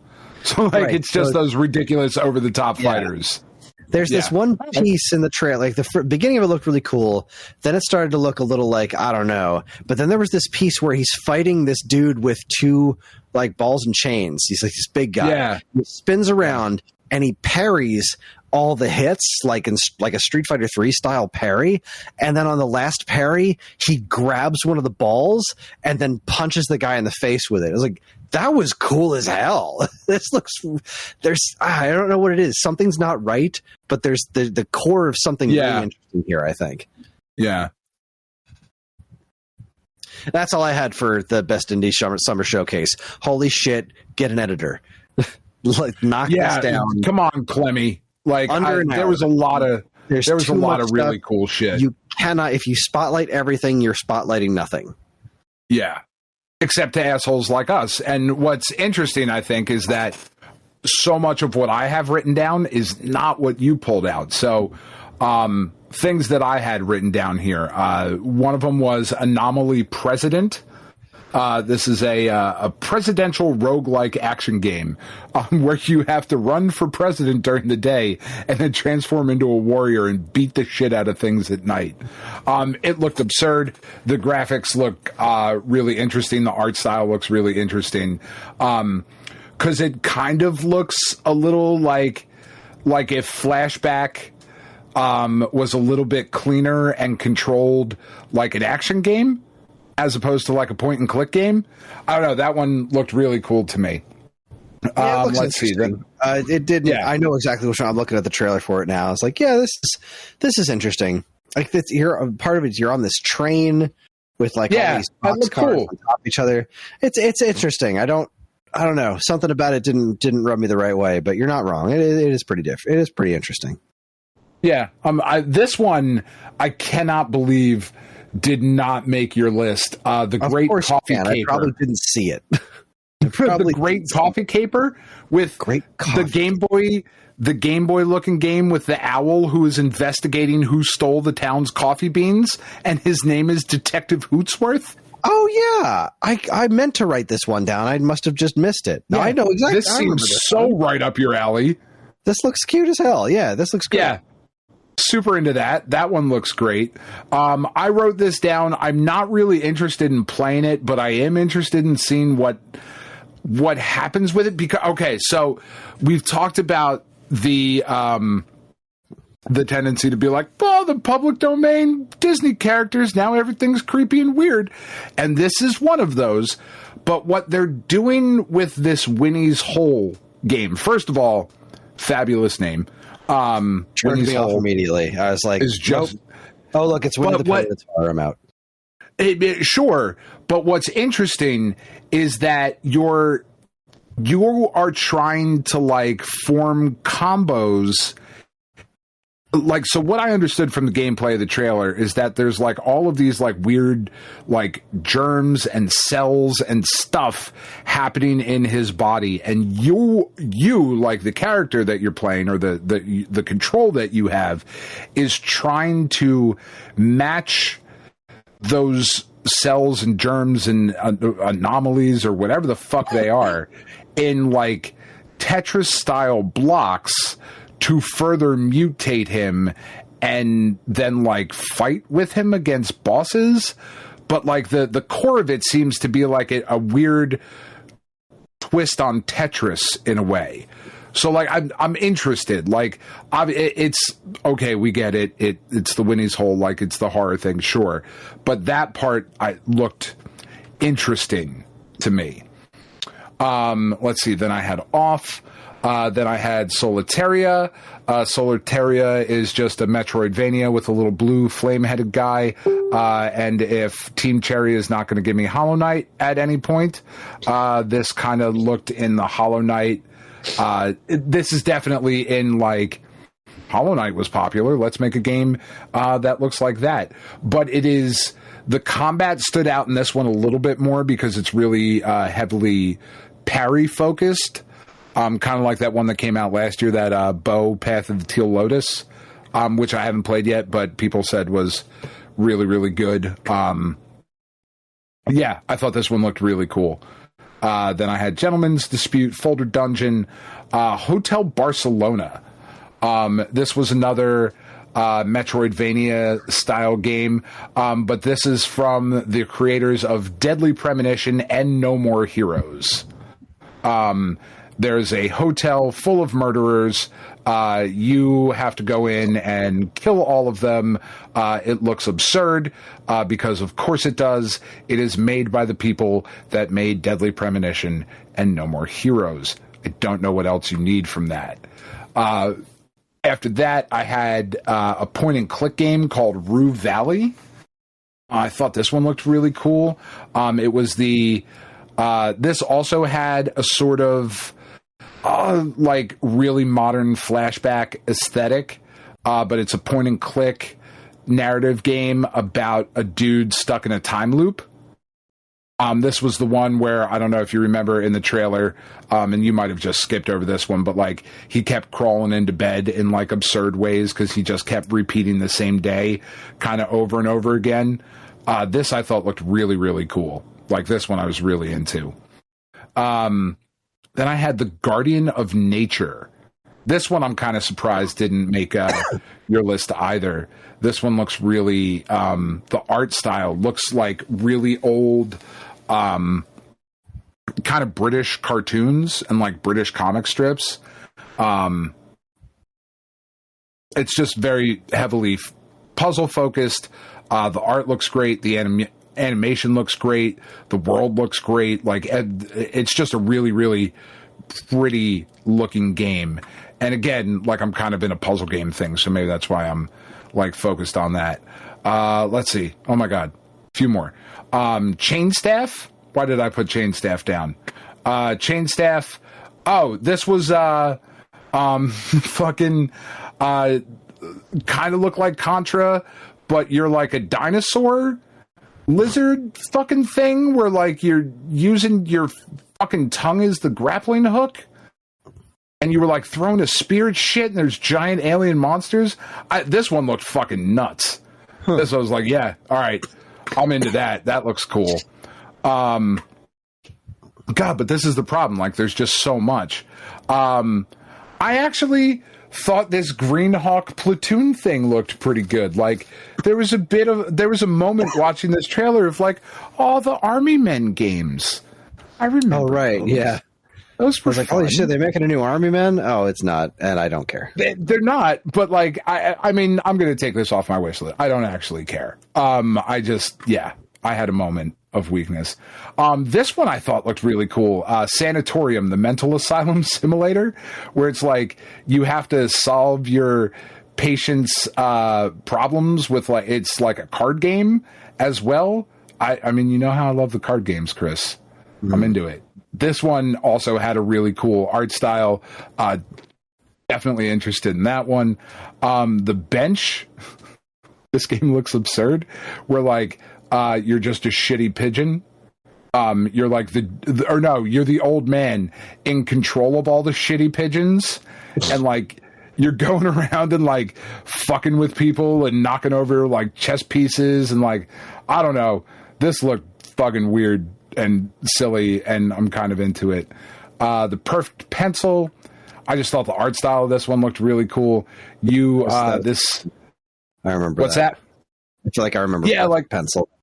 That's the main character had like a TV camera for a head. Yeah, I don't know. Like this looks really just fucking weird and like an interesting 2D single player kind of story driven thing. Again, really cool art style.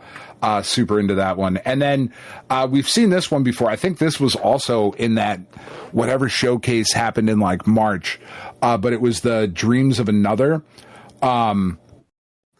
where this was the one where like you're the dude in his pajamas and it's like a third person shooter, but as you're shooting the world around you, you're creating things instead of destroying them. Like, and it's got that really weird, like almost pointillism look to it, like a watercolory pointillism kind of thing. I don't know. This one I'm fascinated by. I have no idea what the fuck is happening in this one, but it just looks so fucking creative and interesting and clever. Yeah, I'm really, really curious to see what the fuck this thing is. And that was all I had for that, because again, like we're at fucking 4.5 hours after I had just watched 2.5 hours of the fucking horror game thing the day before, and like dude. Ugh. Anyway, there's a lot. It's a lot. There's a lot. All right. Well, that was exhausting. But that's the longest one. So at least we don't. I think we should save State of Play for last, right? Yeah, because I mean the whole one Like everything was we fucking need to great. talk about everything in State of Play. So let's see. Next up, the Mixed Summer Showcase. It's 2 hours. It's still too long, but I'll take it after that 4 hour one, 4.5 hour one. Let's see. I didn't write down much from this. I wasn't super thrilled with much that I saw. Absalom looks kind of neat. That little Nemo and the Guardians of Slumberland. I feel like that looks great. That's your thing. Craftlings is just Lemmings, like literally a new Lemmings game. Like, and I like Lemmings. I'm glad somebody's doing something that is like Lemmings. It didn't quite grab me, but I think it's neat. Toxic Crusaders Q3 2025. I'll believe it when I see it. And Off still looks great. Yep. I had a bunch of other ones. I'm not going to go nearly as in depth with these. I had Crowned. It was like a psychological horror, survival horror thing. Billy Bust Up looked like a cute little like 3D action platformer kind of thing. Something that Penny was excited about. Main character is like a weird like cat rabbit looking fucking thing. I don't know. It looks cute. One of the ones that I was really excited about, Dead Finger Dice, the billionaire killing game. That one looked fucking wild. That black and white thing where you're like making dice and like cutting off your finger. I don't know what the fuck's going on with that. But I thought that looked really cool. Neon Inferno, I thought that one looked really fun. That was another like run and gun side scroller kind of thing. But that was the one out of all the games that like all these trailers that we've watched, this one had like action in the background. So like almost like Dick Tracy, you know, where like you would kind of turn and shoot towards the background. That was in this one. And it comes out on my birthday. So like, all right, good enough. I'll check that one out. I had Absalom, Elusive. I thought that one looked pretty cool. That was the one where you're like the little people in the human world thing. I just thought like that was just a concept that like stuck out to me. Like, all right, there's some interesting story elements that could be in there. Kind of like that Arthur and the Invisible shit from from 20 fucking years ago, probably. Jesus Christ. The Beauty Cult's Nectarmancer. This looked fucking weird. I don't know what the fuck is happening here. But they called it a Gardenvania, and I was like, all right, that's dumb enough for me to click on it. I'm into that. And then I also had Opus Prism Peak, but that's one we've talked about before. The like point and click story game where you're like taking pictures, you're like saving the little girl or some shit. You meet her on the train. This one looked kind of neat too. Okie doke. Read more about it on the blog. That's basically what I'm going to do from now on. This is just an advertisement for the upcoming blog post. Like, share, and subscribe. All right. What's next? I closed that window while I was listening to you, and there it is. Okay, so the next showcase was Shack News E4 Indie Showcase. Yep. Under an hour. Now we're talking. Although there was almost nothing of interest to me here. I wrote down Gunstoppable just because I liked the name. I didn't think the game looked all that great. It was another one of those sort of low poly first-person shooters. So I was like, okay, but nice name. A Planet Full of Cats. This is hilarious. I wrote that one down. I'm looking at this like, wait a second. Like a year ago, when we were looking at the eShop, like me and the kids were looking at the eShop, we came across a game called A Building Full of Cats. And like, that's hilarious. And it's just like, find the cats. Okay, that's hilarious. And then this shows up like, wait a minute. Is this the same thing? And so I did a quick search. There's a whole series. There's a castle full of cats. There's there's a whole bunch of this shit. Oh, this is a thing that they've been doing for a while. I almost want to buy A Building Full of Cats now, just to really actually try it out for a change. But it's one of those things that I'm waiting for it to go on some sort of stupid sale, because it's not like it's a super involved game or anything. It's just like it's a building full of cats. Find all the cats. It's a spot the difference kind of game, and that's cute. But I feel like I loved those. Yeah. Now that I'm saying it out loud, I kind of feel like this needs to be on Switch 2 with mouse support, because like I feel like that's. I mean, maybe it will be. It feels like the type of thing that should be. Moving an analog stick is one thing, but moving a mouse around and using a pointer for this, that's because they did these kind of games on DS a bunch, DS and 3DS, and that was great. That was perfectly suited for it. So that's what this is. That's what this is for. They need to put mouse support into these games. Says I. And then I wrote Star Racer is not F-Zero. Looks neat, but it's like somebody should make a new F-Zero game, and then they did. Nintendo literally made a new F-Zero game. But Nintendo made F-Zero 99, which actually looks like a new 16-bit F-Zero, and clearly that happened when this game was in development. They were like, fuck it, we're doing this anyway. So I thought that one looked cool. I wrote it down. It looks all right. And that was it. That was all I had from this one. This showcase did almost nothing for me. Yeah, I didn't love the host. You're like, if you're going to be on screen, like talking about shit, because at least the two hosts for the mix showcase, like they were hosting. It wasn't like a shitty fucking webcam. Like it looked good. This dude, he just really didn't have any energy. I don't know. Look, I did apparently Shaq News is a thing. They've been around for a long time. Apparently, what the fuck do I know? But I've heard of them. I've never really interacted with their content before. But again, this is just like this dude's apartment. Like he didn't. Yeah, it just felt kind of boring. If you're gonna do a big presentation, I feel like you should, gussy up a little bit to do a presentation. Yeah, the webcam is extremely low resolution. Is this that's more what stuck out to me than this? I don't want to come off as snobbish, but I make YouTube videos and I try to put a little bit more effort into my personal presentation when I'm doing it than this. And this guy's got 45,000 subscribers, which is a whole lot more than me. So what the fuck do we know, Chris? I don't know. Yeah, exactly. Apparently this is fine. Yeah. One of the ones that really stuck out to me was that 1,000 Deaths. That's the one that looked like fucking Super Mario. What's the fucking planet one? Galaxy, yes, thank you. It was another weird TV head monitor thing, but you're jumping from planet to planet. I remember that one. That looked really neat. That looked kind of neat. That looked cool.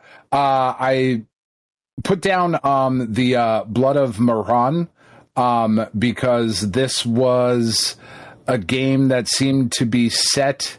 I don't want to say exactly where it was set because I don't 100% know. It seems like it's pulling.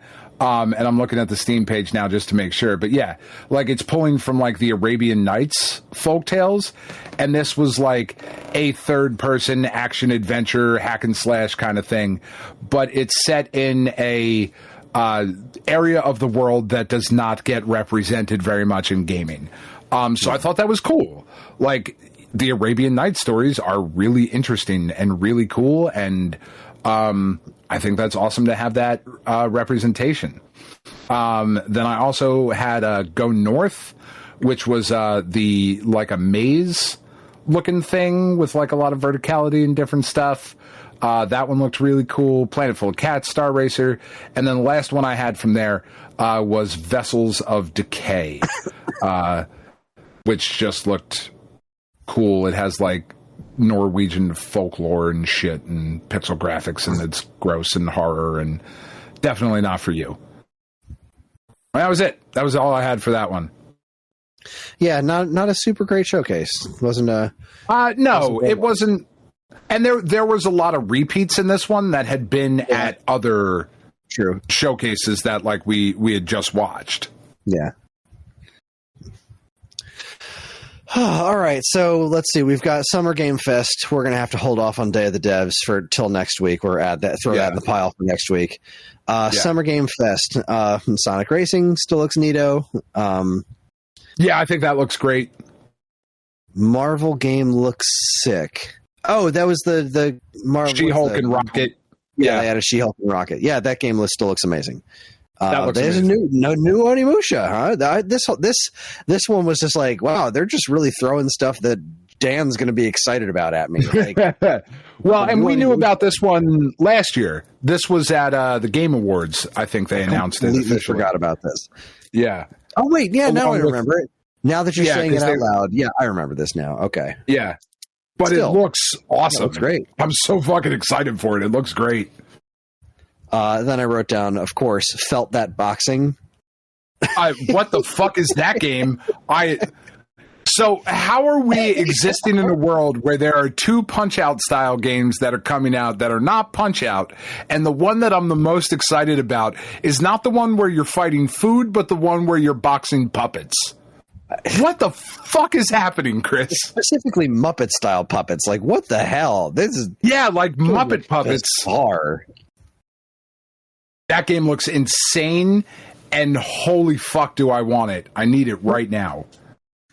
I need to know more about it. I need to know, like... Nope. I don't need to know anything more about it. I obviously want to know more about, like, how it actually plays. I don't care. There's a fucking Muppet and his orphanage. He's an unadoptable Muppet, Kris, and his orphanage is going to close down. So to save the orphanage, he goes on to become a boxer. What? Yes. Yes. 1,000 times yes. Nintendo, please just make a new fucking Punch-Out, you cunts. Yes, could you God please? Damn it. That would be lovely. Please and thank you. I want Puppet Punch-Out. That's what I want. Like, not this game. I want the Punch-Out characters to be fucking Muppet puppets. Call it Muppet Puppet Punch-Out. That's fun to say. Oh, shit. Wrong. You guys got Muppet Puppet Punch-Out? God damn it. It's certainly not easy to say. Where'd that window go? We have too many windows Muppet open. Puppet Punch-Out? I have way too many windows open. Where'd the one go that I was just looking at? Fuck. All right, there it is. Fucking multitasking. Anyway, I wrote down Out of Words. Yes, that looks awesome. Yeah, that looks pretty wild. Handcrafted, stop motion animation. Yeah. I don't know what the fuck's going on there. But it looks awesome. Yeah, it's I certainly like the visuals of it. It's an interesting looking game. Looks kind of like a exploratory action Metroidvania kind of thing. Super creative. I want to know more about it. I like that. Yeah. Mafia, I don't really care, but hooray for they're making more Mafia games. I know people really liked Mafia, so that's cool, I guess. Yeah, I fast forwarded through that one. I just saw Mafia. I was like, hey, people like Mafia. That's kind of cool. Lego Voyagers. That looks great. Yeah, I think that looks really interesting too. Like Co-op Lego? Games, but that doesn't look like your typical Lego game. It's got a pretty nice look to it. Yeah. I thought that looked really, really cool. Or really, really fucking frustrating. Just build the fucking thing. Put your face on the thing. Like I just... Pivot. Yeah. A lot of that is what's going to be happening. Yeah, that looked really cool. John really was interested in that one. That made me happy. So like maybe that's something I can play through with John. It was nice to get an update on Mina the Hollower. That still looks great. It's fine to have a sort of a date-ish for that one. So theoretically we'll get that this year. It's a fucking Deadpool VR game starring Neil Patrick Harris. Like, okay. But he name dropped the fucking Silk Song trailer, and there's been rumors this whole time that it's about to get shadow dropped to hit alongside fucking Switch 2. And they were like, oh, Silk Song, that's going to be the tease at the end. Because Nope. Fucking bastards. And then, I mean, I have to assume this is where you dropped your pants and just started, beating your meat. The new Scott Pilgrim game? 100%. Took it right out. Took it right out. Didn't even have to take it out. It came out. Just, it was like, hi, I'm here too. What? Scott Pilgrim EX? I'm in. I'll play. Is it a 5-player game? Because there's now 5 of us. Give me a controller. I don't even need one. What's the fucking accessibility? No, never mind. I'll stop. Sorry. Yeah, that looks fucking awesome. The original Scott Pilgrim is a fucking great beat 'em up. A direct sequel to that game with Brian Lee O'Malley's involvement. Anna Monoguchi. Yep.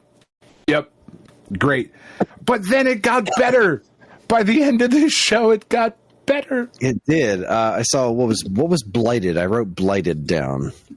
I wrote Blighted down too, and now I can't remember why. Let's look it up.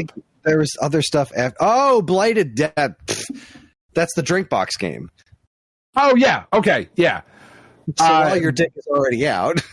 Yeah. Why my dick's already out? Drink box is like. So I know you liked Hades, right? What if we did that, but also made it a Metroidvania? I was like, okay, yeah. Cool. I mean, it's not Guacamelee 3, but fuck, all right. Thanks, guys. It can only come so much. Yeah. But wait. It's about to be some more. Also a new Wu-Tang game. Rise of the Deceiver. Game of the show. Game of not E3. Presented by Ghostface Killer. Fucking Wu-Tang Rise of the... But, like, it looks good. It looked good. So not for me. I don't care about Wu-Tang. I never did, and I never will. But which is so racist of you, Chris. Jesus. Look, I'm a grown-up, okay? And Wu-Tang is for the children. So apparently I am still a kid then, because Wu-Tang is for me. I don't fucking know who... That's no, right. Yeah, this looks wild. This looks incredible. Could have used a little more gameplay, but there's it feels like it's getting that particular blend of like Shaw Brothers kung fu and hip hop that fucking Wu-Tang just nails and where they live, and it, oh god. I was like, legit, I was laying down on the couch watching this fucking show. I legit sat up. Like, what? Hold up. Oh, I'm so excited. So then we saw Into the Unwell. Also looks cool. This looks wild. It is my understanding, I think I just read this a few minutes ago while we were talking, that this is from the people behind Goat Simulator, or at least maybe the publisher, if not the developer. But okay, because I was going to say I'm a little less excited for it now. Not for nothing, because blech. But yeah, Goat Simulator is not my thing, but like you can kind of see that they had a lot of fun making it. And now I'm looking at this, and like with all the cartoon, like this looks like the kind of animation is like 3Dized of Cuphead, right? Like, because this looks like that kind of animation, but super smooth, but also polygonal. This is it looks really interesting. Yeah. Let's see. Into the Unwell. To the Unwell. Yeah, it's a really neat looking thing. Well, that doesn't sound right. It says it's developed by Valve. I don't think that's true. Into the Unwell. I just want to find the fucking developer. Oh, excuse me. Hold on. Oh. A second. Is this actually developed by Valve? No. That would be wild. That can't be right, is it? Into the Unwell. Developer, She Was Such a Good Horse. Publisher, Coffee Stain Publishing. That is who's doing it, according to Steam. Who was the developer again? She Was Such a Good Horse. Let's see. Their top sellers, their new releases, their upcoming releases are Into the Unwell. This is their first game. Huh. The studio must have been the same publisher as Goat. She was, yes, it says a video game studio founded by 5 murderously creative people. Murderously creative veterans. Oh yeah, Growth Simulator Publishers' new roguelike looked like an old-timey cartoon fever dream, and you've lost me because it's a roguelike. But still, the visual style is really nice. Yeah, I think it looks really great. Oh, Splitgate. This is interesting. I didn't really know Splitgate was a thing, but when I was waiting in line for the Switch 2, all the young people around me were talking about how they were spending much time playing Splitgate, which is apparently like a cross between Halo and Portal. Yeah, that was another one at that last March showcase we talked about a little bit, because I think we said exactly that. It's like Halo and Portal. I didn't think it looked great, but that's not true. It's definitely not for me. It didn't look good enough to pull me into the like FPS competitive shooter thing. No, nothing ever will be. It's just not me. Yeah, but I saw, now that I'd seen it with some context of people talking about it, I was like, okay, that's pretty cool. Yeah, it looks neat. Yeah. Oh God, my ass hurts from sitting so long. Did you have anything else to talk about from this one? Yeah, there were a couple that stuck out. That first one they showed, Mortal Shell 2. I don't know what the fuck Mortal Shell is. I just thought the enemy designs looked really, really crazy in this one. I think we have officially hit the saturation point of Souls-like style games. Like, we get it, guys. Okay? Like, some of them still look cool. But like that was a bit much. Death Stranding 2 obviously does not matter at all what they show for it. I am super fucking excited. I loved the Sonic thing that I thought looked really great. End of the Abyss. Why did I put this one down?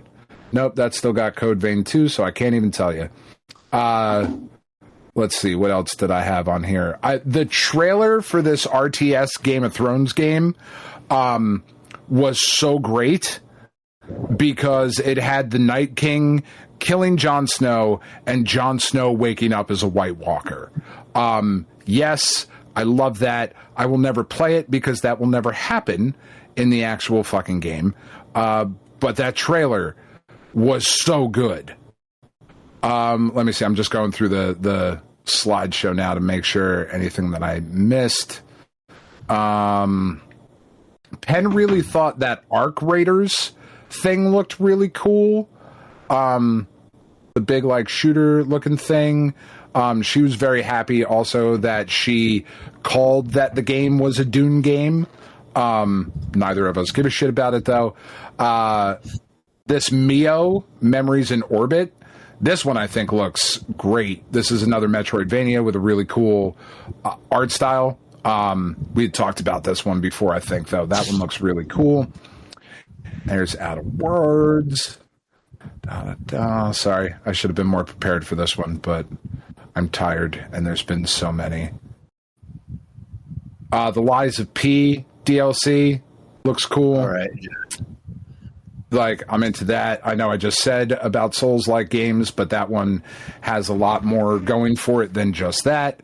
Deadpool VR, I hate that is exclusive to MetaQuest. That's a fucking big-time bummer, because fuck that shit. This Tawa and the Guardians of the Sacred Tree, not a game that I'm going to play, but it has a humanoid fish with a big old tail and jacked-ass arms. That was fucking weird. I don't know what was happening with that. I was kind of stoked about this Axe of Blood game, because it looked like it really was nailing like the old school kung fu style action movie vibe. I thought that looked really cool. I was also really interested in this Mind's Eye thing, the IOI Interactive, and they were like, oh, and there's a Hitman thing coming out later, and I was like, oh, I'm a little less fucking excited about it now because I'm not really a big Hitman guy. But I thought it looked pretty cool. Blighted, yeah, like, here you go, Dan, that's for you. We just made that, we'll get you Guacamelee 3 at some point, but not yet. Oh, this might have been the best part of the whole thing. Like, I'm sitting there and I'm fast forwarding through games that I don't care about, like, because I could just see it. I'm like, wow, that's not a thing. That's not a thing. And I'm like, why the fuck is Kenny Omega there? Like, why is that Kenny Omega? I didn't know who that was until while we were talking about stuff. But yeah, that was funny. It's like, what? Like, why is that Kenny? Why is he looking like Alex? What the fuck is happening? Why is he looking like Alex? Why is he looking like Ingrid? Like, what the It's like, this is the best fucking announcement trailer. Like, he's splashing water on his face, and then he looks up, and he's in the fucking Crimson Viper. Fucking shit. Oh, my God. This is incredible. That might have been the best moment of Summer Game Fest. The fuck is Kenny Omega there? This Wu Chang Fallen Feathers, I think, still looks cool. I don't think I'll ever play it, but I think it looks cool. Splitgate, sure. Stranger Than Heaven didn't do anything for me. But then the close of the show was Resident Evil 9. And, I mean, 30 years of Resident Evil in 2026. So, I mean, this better be good. I thought the tease earlier in the show was kind of fun. Yeah. Like, just wait a little bit longer and we'll get it to you. But I don't know. The vibes are immaculate, Kris. Yeah, Resident Evil's been on a real high lately. So yeah, and what bums me out is that Resident Evil hasn't been for me like since 4. 5 was okay. 6 was garbage. 7, I've made it through like the first 2 hours 6 or 7 times, and I just can't go any further because I just don't care. I never played 8, but like, I used to fucking love Resident Evil and get so excited when the new Resident Evil games were coming out. It's just, I remember I paid. That seems very contrary to where people are currently. Yeah, I know. Resident Evil is more popular now than it has been. Than it has ever been. I paid my friend in high school because Resident Evil 2 came out. I forget why I couldn't leave the house. I think I could drive. Maybe I couldn't at that point. But I remember paying my buddy Murph like 15 extra bucks, like $5 in gas, because this was 30 fucking years ago, and then like $10 extra to go pick up my pre-order for me so I could fucking play it, because maybe I was babysitting my little brother and sister at like the day Resident Evil 2 came out, but like, I was so fucking hyped for all of them, and then I just kind of fell off. But it looks cool. Yeah, it looks like more Resident Evil. That's not for me. Yeah, but big good job. Good job. That's the way people usually say that. Yeah, big good job. All right, so I guess it's time to move on to State of Play. Real quick before we do, I just have to point out how much I hate the internet. While we were talking, IGN posted that voice actor Samantha Kelly discovered her she wasn't in Mario Kart World like when the game launched. Okay. That matters? Like, I don't understand. It matters according to the comment section. Nintendo is known to do a lot of classless things. Terrible company. Why does that matter? It's let's see. I guess they wanted to switch to another actress. Blah blah. Nintendo, it's in its villain era. Just like Nintendo to pull something like that. I knew I liked Sonic better for a reason. All faith in Nintendo is now gone. Like, what is? I guarantee I would put actual money look at that on shit. Not a single person that's commenting this stuff knew who Samantha Kelly was before today. I don't know who she is. I don't know why it matters that she didn't find out she wasn't in the game. she's been voicing Princess Peach for 18 years. You usually don't. Oh. Like, was Nintendo supposed to call her up and tell, like, was she contracted for this game? Like, I'm sure it's kind of unfortunate for her. Like, yeah, that kind of sucks. You've been voicing the character for 18 years, but they just replaced fucking Mario and everybody. Like, I don't understand. Like, this manufactured outrage. It just, you have to be angry at Nintendo. They're a scummy company. They're Electronic Arts. They're greedy. They're terrible. They're horrible. Like, they're a fucking corporation. They don't care about you. But they're not wringing their hand. They're twirling their mustaches either. Like, what the fuck, man? They replaced Peach's voice actor who says like 3 things ever. Yeah. It's not. She didn't have a lot of. I don't think Mario Kart World is a very narrative-heavy game. I don't remember you talking about that earlier. I've been playing it for 2 days, and I didn't notice a difference in her voice because I'm not going to say it doesn't matter. Voice acting is important, but like at the same time, of course it is. It didn't. It doesn't bother me. And if she's been voicing Peach for 18 years, just like Charles Martinet, like.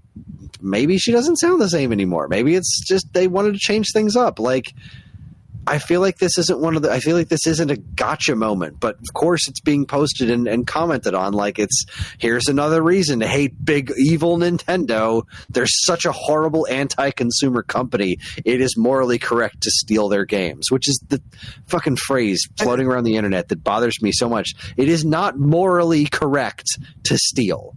It's just not for your fucking video games. This is entertainment. No. This isn't bread and water. This is entertainment. It's not morally correct to steal their stuff because you don't like how expensive it is.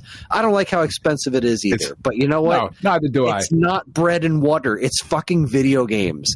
This is entertainment. This is not a necessity. If they feel some of you guys are really showing the fact that you missed the college courses where they talked about the difference between wants and needs. Yeah, or not even college. The fucking economics class that you should have taken at some point, because now the outrage. See, and here's where these people fuck it up, right? Because the outrage should be on the side of this voice actor, because is it shitty that somebody who was the voice actress of a beloved video game character for 18 years found out in the release of the game that she was no longer the voice and they didn't call her? Like, yeah, that is actually shitty.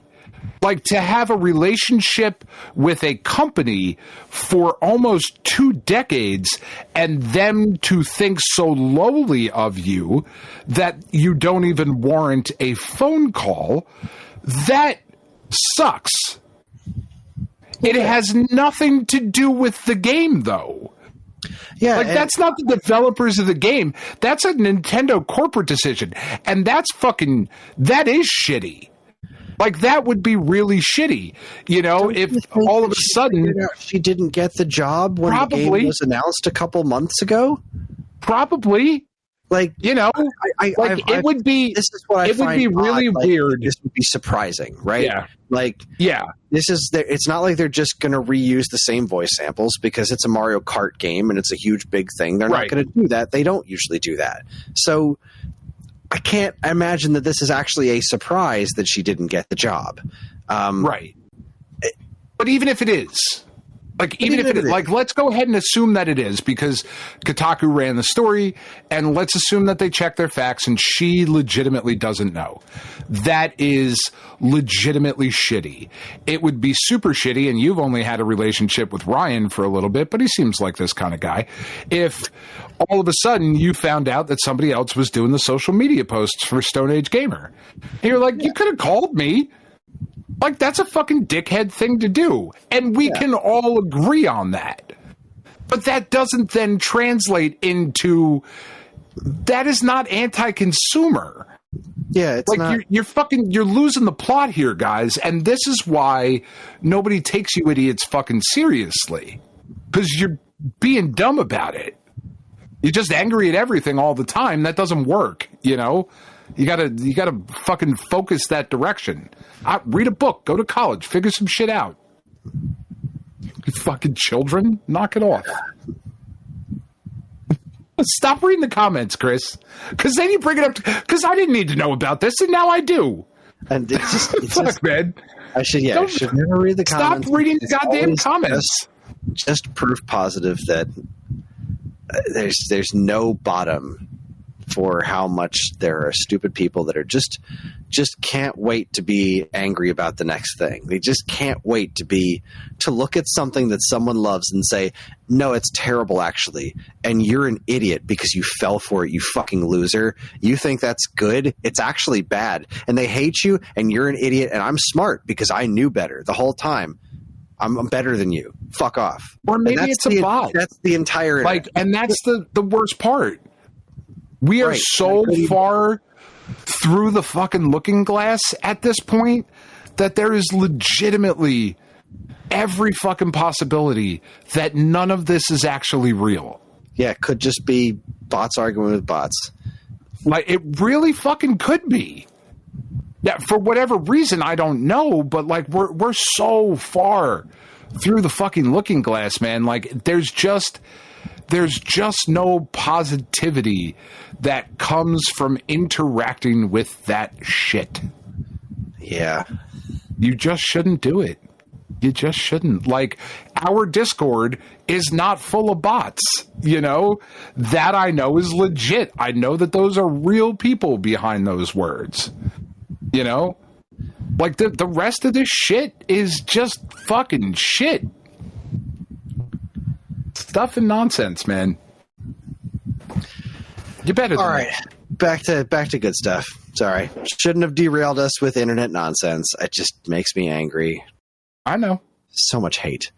So something I didn't hate: State of Play. It was great.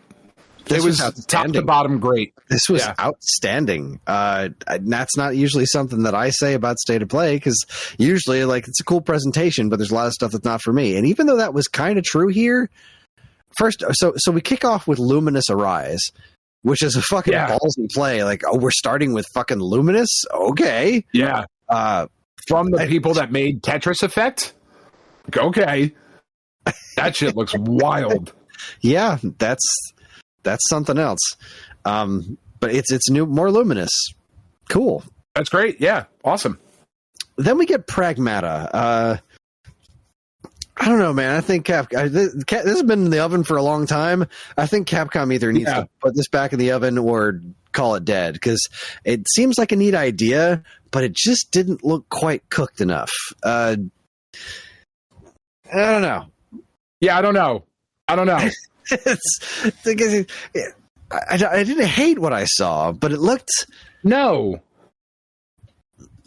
But yeah, I don't know. Not quite right. Not quite ripe yet. Yeah, but it's still. But like your little kid, I mean, it's your Capcom. shoulder. They do good work.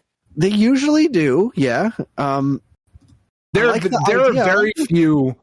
There's very few Capcom games where you're like, this just was actually a bad game.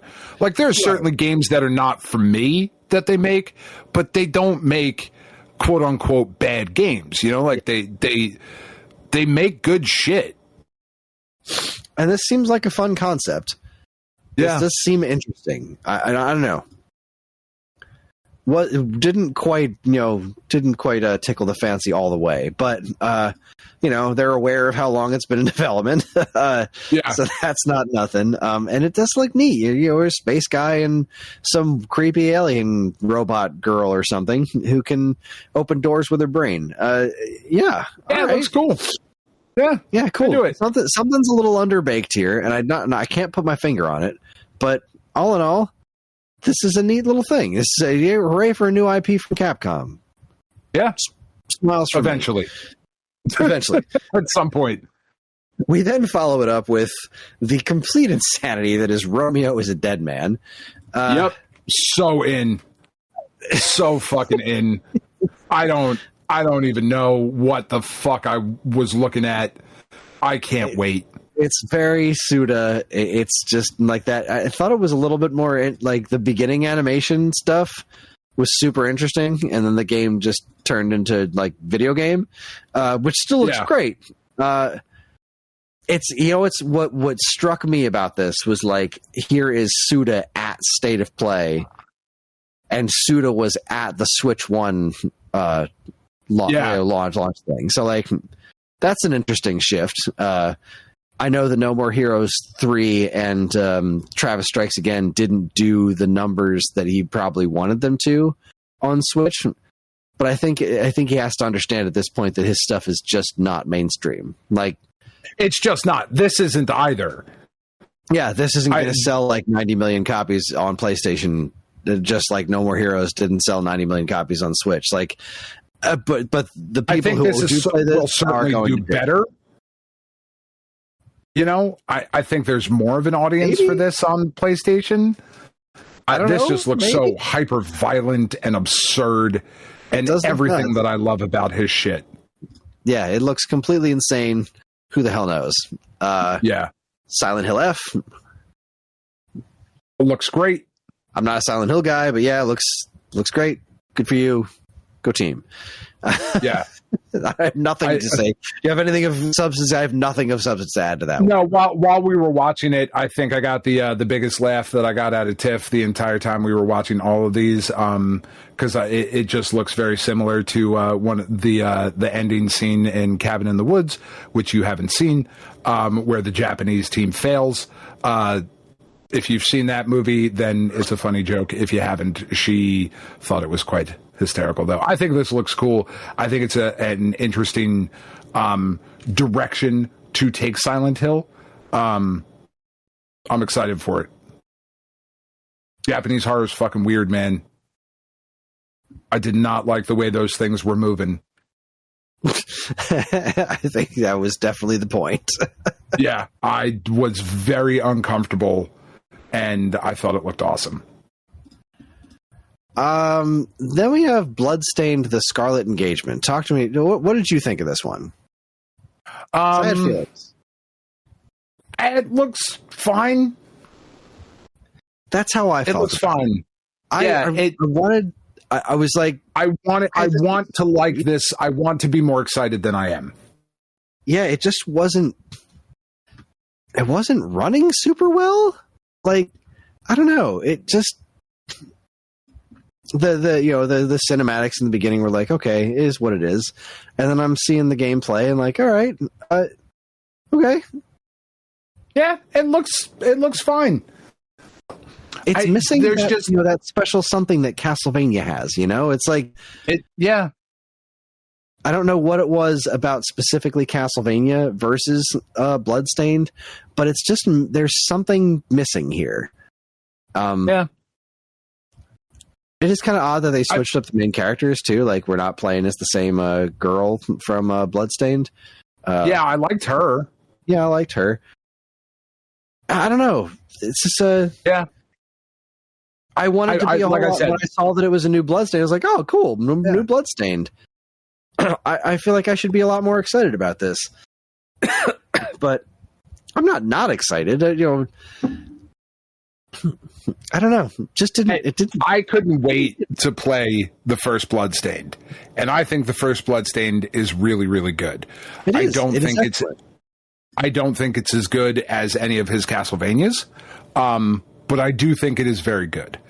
Same here. It is very good, and there's so many Metroidvanias anymore that in order to stand out, it's really got to be something special.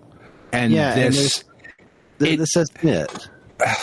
It looked that I think the main issue that I have with it is that the art direction looks very similar to me to like the fucking flood of like idle RPG phone apps. It just looks super generic. Kind of like, it moves kind of generic too. Like, there's nothing special about the animations. This really strikes me as the kind of game that shouldn't be done in this pseudo 3D style. And I think I said this around when Bloodstained, the original Bloodstained came out. I think what was holding that game back was its insistence on being a 3D polygonal thing. Like, It should really be focusing more on the 2D art of it. Yeah, I think so too. That's kind of, and there is another game in this very showcase that is also polygonal, but seems to be focusing a lot on a 2D visual style that looks a hell of a lot better than this, but we'll get there. Next up was Digimon Story Time Stranger. Now, I'm watching this with John, and he was like, Pokemon? It's like, no, it's Digimon. I was like, what's Digimon? I was like, oh, right. You're young. You don't remember all the Pokemon clones that came out right after Pokemon did. So I'm trying to explain to him what little I know about Digimon. And he's like, this looks pretty neat. And the whole time I'm thinking, like, I understand this is PlayStation 5, but, like, this is still fucking Digimon. Why does this look, just from a technical standpoint, so much better than the multi-billion-dollar Pokemon game? Like, it shouldn't, but it really does. Even on PlayStation 5, there's no excuse for it to look, because it's not like this is pushing the PS5 by any stretch of the imagination. It just looks cohesive. It looks finished. And I'm like, this is fucking Digimon. Why does this look so much better than Pokemon? Stop it. Pokemon, pull your finger out of your ass. This looks like a really well put together game. It does. It is not at all for me, but it does look like a really well put together thing. All right, then we got Final Fantasy Tactics. I know you were like losing it over this. Like the first started off, I was like, oh, they remade Final Fantasy Tactics. This is going to look so cool. And then they showed the gameplay. I was like, oh, so you just so it's literally Final Fantasy Tactics. Okay, so you did nothing, and apparently they did some quality of life, but they did the side by side. Like, I just think the original graphics look better. Like, they don't like the worst filter I've ever seen in the world, but like this game deserves so much more. You've poured like $85 trillion into Final Fantasy VII Remake. You couldn't have taken some of that and made Final Fantasy Tactics look really fucking good?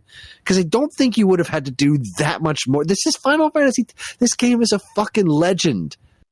Yeah. Why are you're not even doing two fucking awesome? They didn't even go the HD 2D route. They're not even putting as much effort into this as they did with Dragon Quest games and like Octopath Traveler. Like, if you're, I don't care. I'm getting it. Fuck you. I know. I'm glad. I don't care. I'm glad. This is called the Ivalice, whatever the hell. Chronicles. Yeah. Does this also include Advance then, or is it just Final Fantasy Tactics? So far, I think it's just Tactics, but it's got the original gameplay, but with the updated translation. Mm-hmm. And then the enhanced version has like fully voiced dialogue and shit. So like that's cool. It's not that far out. Story stuff. September. Yeah. Oh, and it's Switch. Okay. Switch 2, PlayStation 4, PlayStation 5, Series S and X, and Steam. Sorry, Xbox One. The original Switch is still getting Xbox One. You're out of luck. Sorry. So that's coming everywhere. I was looking at that opening sequence, the cinematic with like the pencil lines and stuff and the coloring. I was like, this looks super cool. And then they showed the gameplay. I was like, this looks exactly the same. Like, it's not the worst filter I've ever seen. Like, it doesn't look like a terrible iPhone game. But like, I just look at this and think, you could have done so much more with this. It just looks like a fancied up version of the PlayStation game, which again doesn't look bad. I just can't shake the feeling that this game I've never even been a huge Final Fantasy Tactics fan, but I appreciate it. And I can't shake the feeling this game deserves so much more. I think the problem is that it just doesn't need more.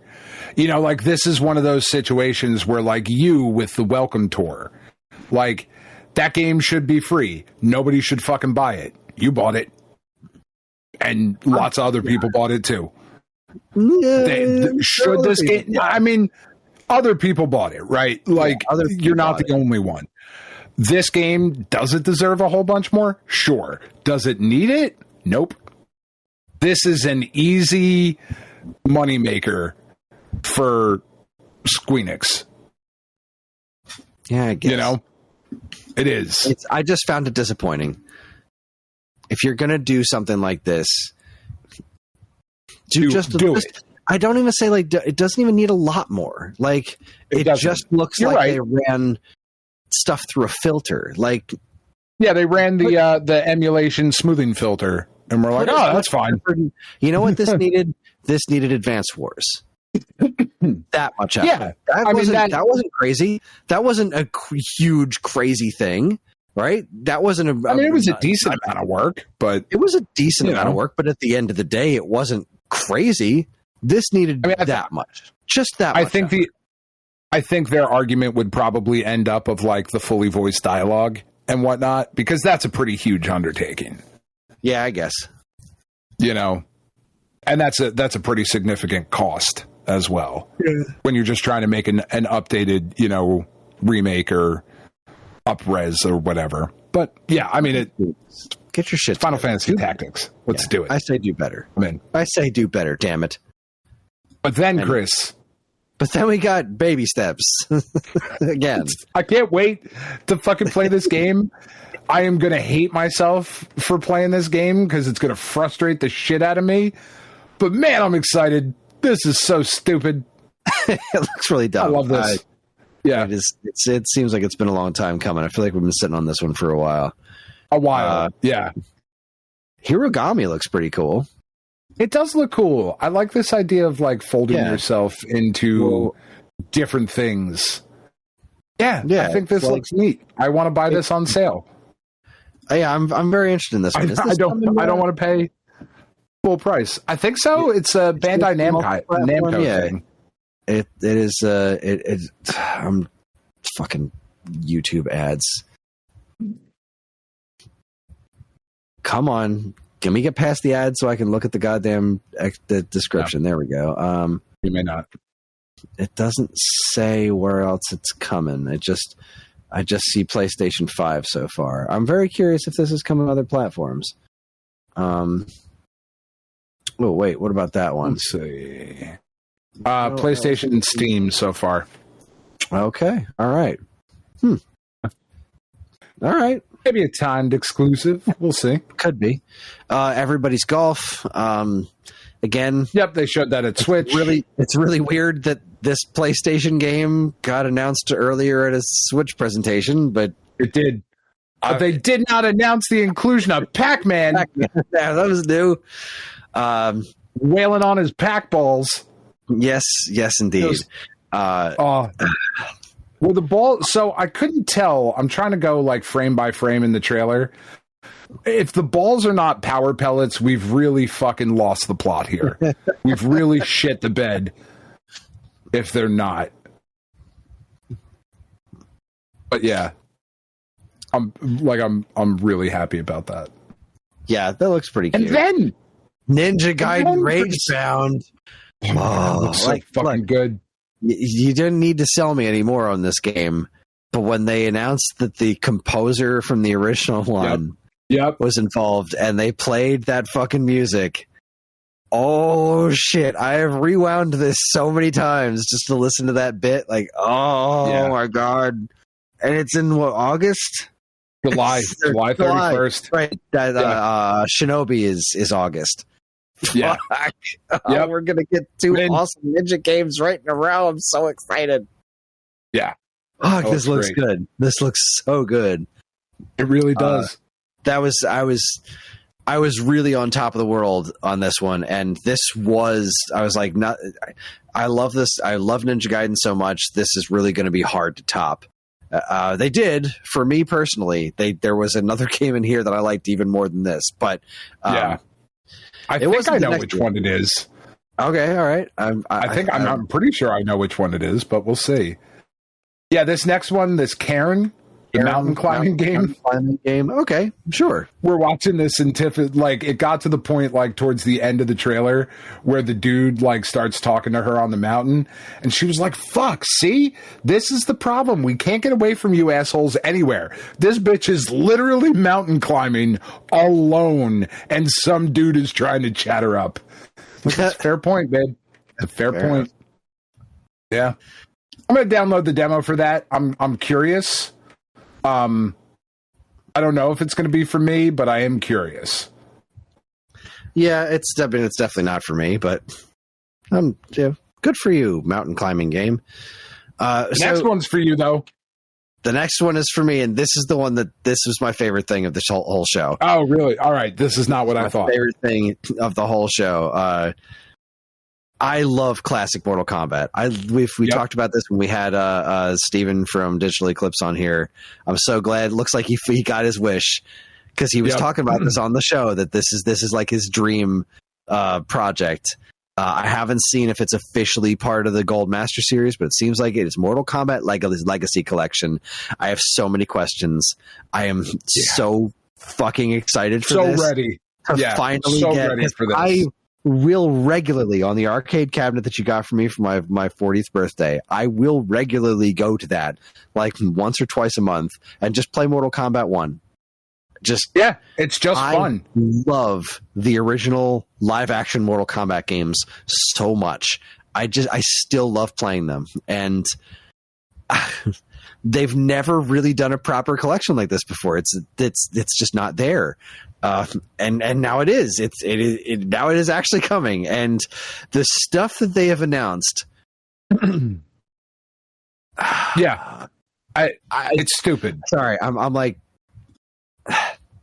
So I'm watching this, and I'm like, okay, a new game collection. This is really cool.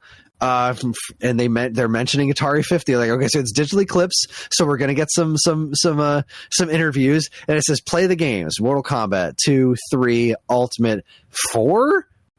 Okay, sure, I'll play that for 5 minutes. But then it says and more at the bottom. It's like, okay, what's and more? Yes. Because you know what I want? I want that Mortal Kombat trilogy. I need Mortal Kombat trilogy, the ultimate version of Mortal Kombat trilogy, all cleaned up, all ready to go on a home console. That's what I need in my life. And because it said and more, right? And then we get to a bunch of other stuff, more video footage of them all playing, and these arcade perfect looking things, looking wonderful, and look at the studio, and then we get to see the actors doing the moves from this behind the scenes stuff, which looks great. This is the most complete collection ever. And then it says including play classic titles, including arcade, console, and handheld editions. So I need to know how deep this rabbit hole goes, because like, is the Super Nintendo Bloodless one in there? Let me give you a little bit here, okay? Because you did not read the PlayStation blog post, so I'm just gonna pick it up from about halfway in. But we're not stopping there. Many of the home versions of these games from vintage 16-bit consoles, and yes, even handheld systems are also included. And the arcade and console games can all be played online with rollback netcode.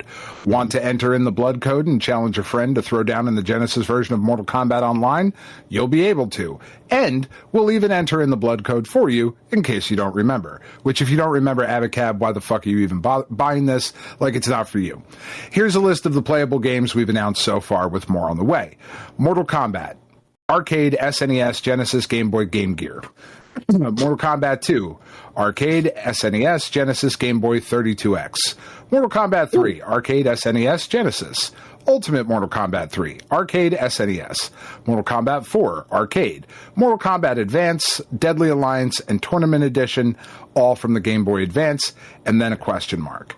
What's next? Well, Mortal Kombat is all about secrets, so we hope you don't mind if we keep a few of our own for now. If you've played our other products like Tetris Forever or Atari 50, blah, blah, blah. We produce full interactive documentaries. Earlier this year, we traveled to Warner Brothers to interview people. We're excited to say that following our partnership on Tetris Forever, we're once again working with the filmmakers at Area 5 to make these documentaries shine. We're also doing a deep dive into the history of Mortal Kombat to find design documents, prototype materials, motion capture sessions, concept art, much more never-before-seen stuff. You'll be able to step through our interactive timelines as if you're walking through a Mortal Kombat museum, watching videos, playing games, viewing photo galleries, and more as you travel through the early history of the franchise. 32X version, huh? This is going to be fucking awesome. I'm so excited for this. They just said arcade Mortal Kombat 4. So what else? What the N64 version of MK4 would be interesting. Mortal Kombat Gold for Dreamcast would be interesting. Yeah. Deadly Alliance for Game Boy Advance specifically. So I have to assume they're not going into weird. that. Well, I think they're sticking with 2D stuff, and Deadly Alliance on Game Boy Advance was still more 2D. in line. Yeah. I think it was still 2D, or was it weirdly 2.5D? Yeah. Kind of stuff. Fucking. It is not the 3D fighting game that it became. Exactly. Like it's it is very. It's still 2-dimensional. It's not the PlayStation 2 version, right? So like I have to assume they're not going to jump into that continuity in general, right? Like that seems like the sequel. Yeah, that's a whole. That was where Mortal Kombat changed. That where it was like we really didn't. It's technically Mortal Kombat 5 if you want to look at the spear thing in the background of the logo that looks like a V, like a 5. But really, Mortal Kombat 4 was the end of that original continuity, and Deadly Alliance was really where the series started to change. So, what were the other games at the end there you mentioned? Was Mortal Kombat Advance like that? Mortal Kombat Advance and Tournament Edition. Tournament edition, just Mortal Kombat Tournament. Yeah, the Game Boy Advance one, which has the one girl that made her debut in that one. Oh, right, Ninja. Because Mortal Kombat Advance was the one that AGM famously gave this game a 0.5 out of 10, something like that. Yeah, Mortal Kombat Tournament Edition for Game Boy Advance. That was. Oh, right. Okay. So this was another one that was more like based on this is more based on the modern stuff. What game was this based on? Armageddon, I want to say. That's what this one was based on. Maybe. Okay. Yeah, I don't know. I'm interested. I think this was more Mortal Kombat. So, all right. What else would I want? Obviously, Trilogy's the big one. Like, if you're going this far, you've got to get Trilogy on there. Mortal Kombat Gold on Dreamcast. Mortal Kombat Mythologies, Sub-Zero. I was just going to say, not for nothing, I want the single-player story games on there. What's the other one? The Jax one, Mortal Kombat Special Forces? Special Forces, yeah. Oh boy, I love that the Game Boy games are on there. Like, holy shit, that's give me Marvel. some episodes of the cartoon. Why not? This is going to be awesome. This is going to be great.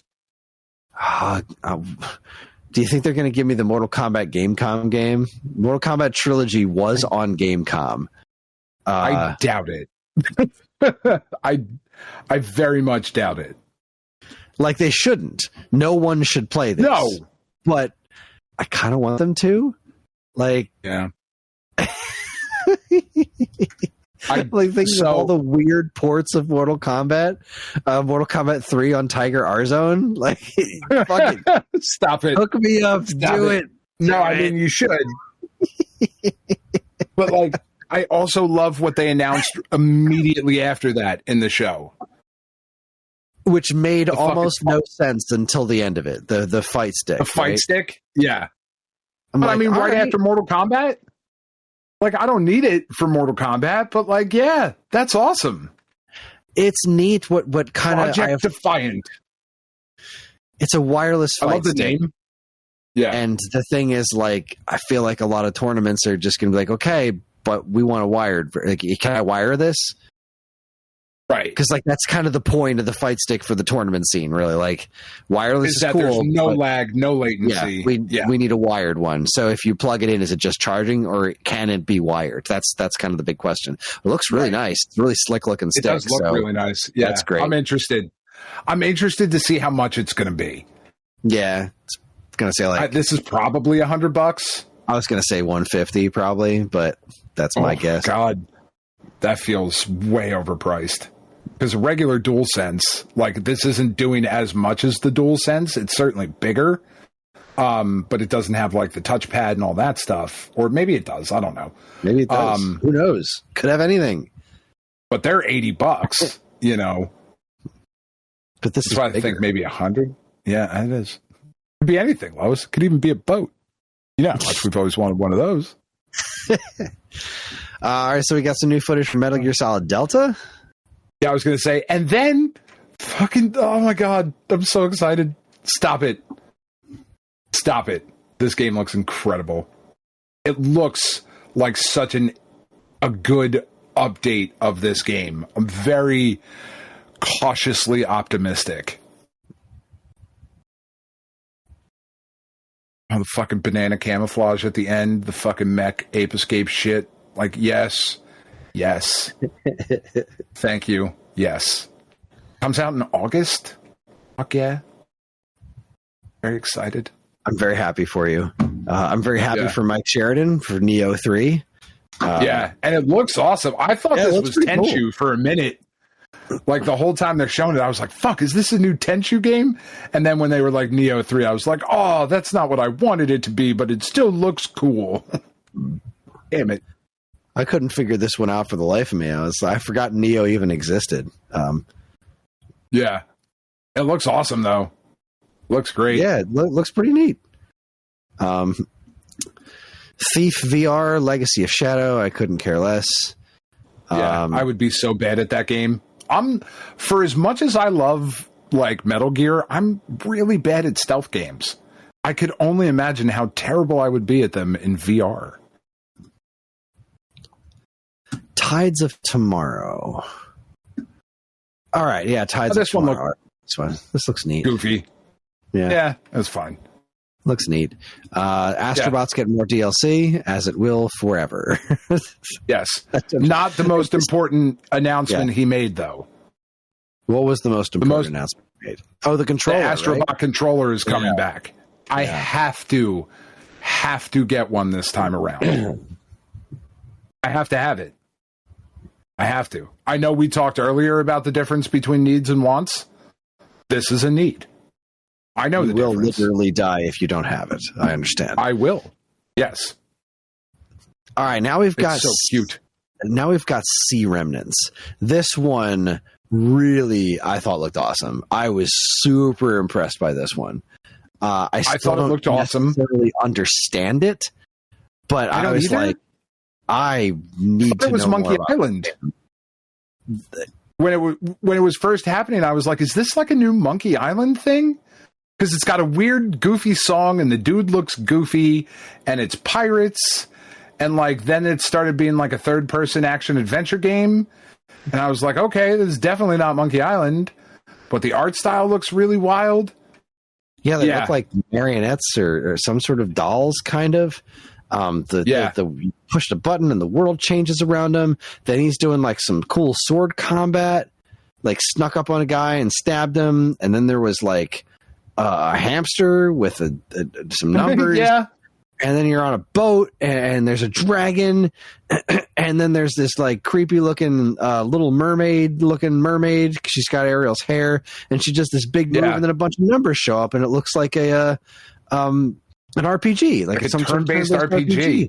And then the guy's going to stab her, and she gives you this weird, sad look, and then he wakes up on the shore, and another marionette dude shows up, and they're on an island, and then somebody else walks by, and it's just like, okay, this looks cool as shit. This looks cool as shit. Sea of Remnants.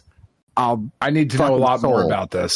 Yeah, I really want to know more about it, but was really, really impressed by this one. I was like, fuck, maybe I'm getting a PlayStation 5. No, I'm not. I don't have that kind of money.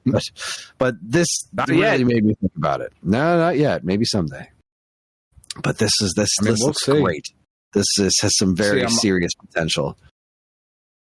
I'm on their website. Let's see if it's yes, I agree. What the fuck? I don't want to pre-register. I just want you to tell me if your game is coming to other platforms. Oh, I don't think it is. I looked this one up earlier. I'm pretty sure this is only on PlayStation so far. Okay. Another one that's definitely only on PlayStation. Whoa, hold on. Oh, what do you got? I'm looking at their X profile. This maybe makes me less excited. Set sail in this free-to-play voyage-themed RPG. So it's free-to-play. Yeah, just PlayStation and Steam. Yeah, that's all I saw. Recruit your crew through magenta-hued currents, chart new routes, master turn-based combat, and engage in thrilling real-time naval battles, build a vibrant island life, carve your memories into the infinite tides. I don't know, I'm still excited. Free-to-play doesn't mean awful. Yeah, it's still very interesting to me. But what's somehow even more interesting is Sword of the Sea. Yeah. Fuck, this looks good.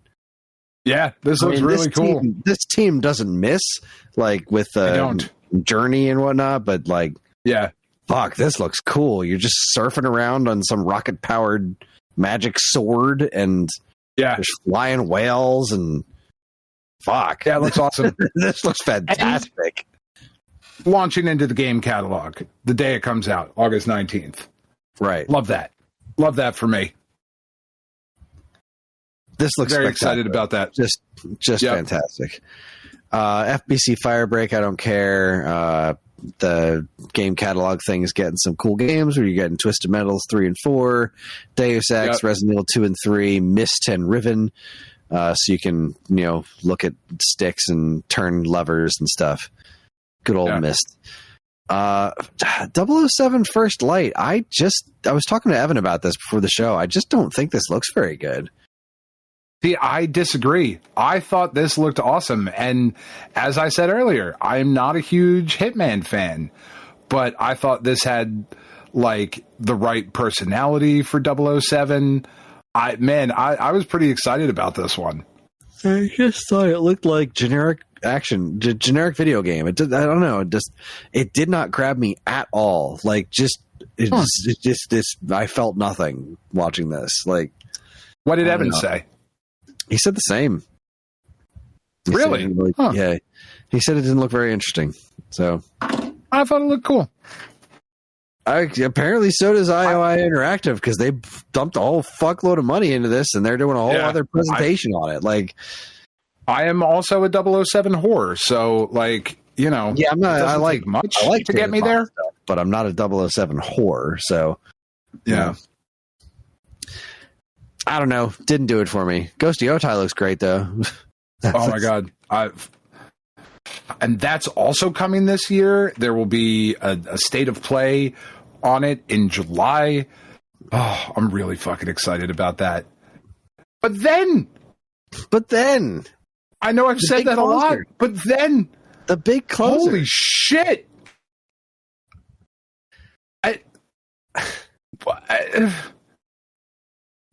Fucking Guilty Gear is making a Marvel fighting game.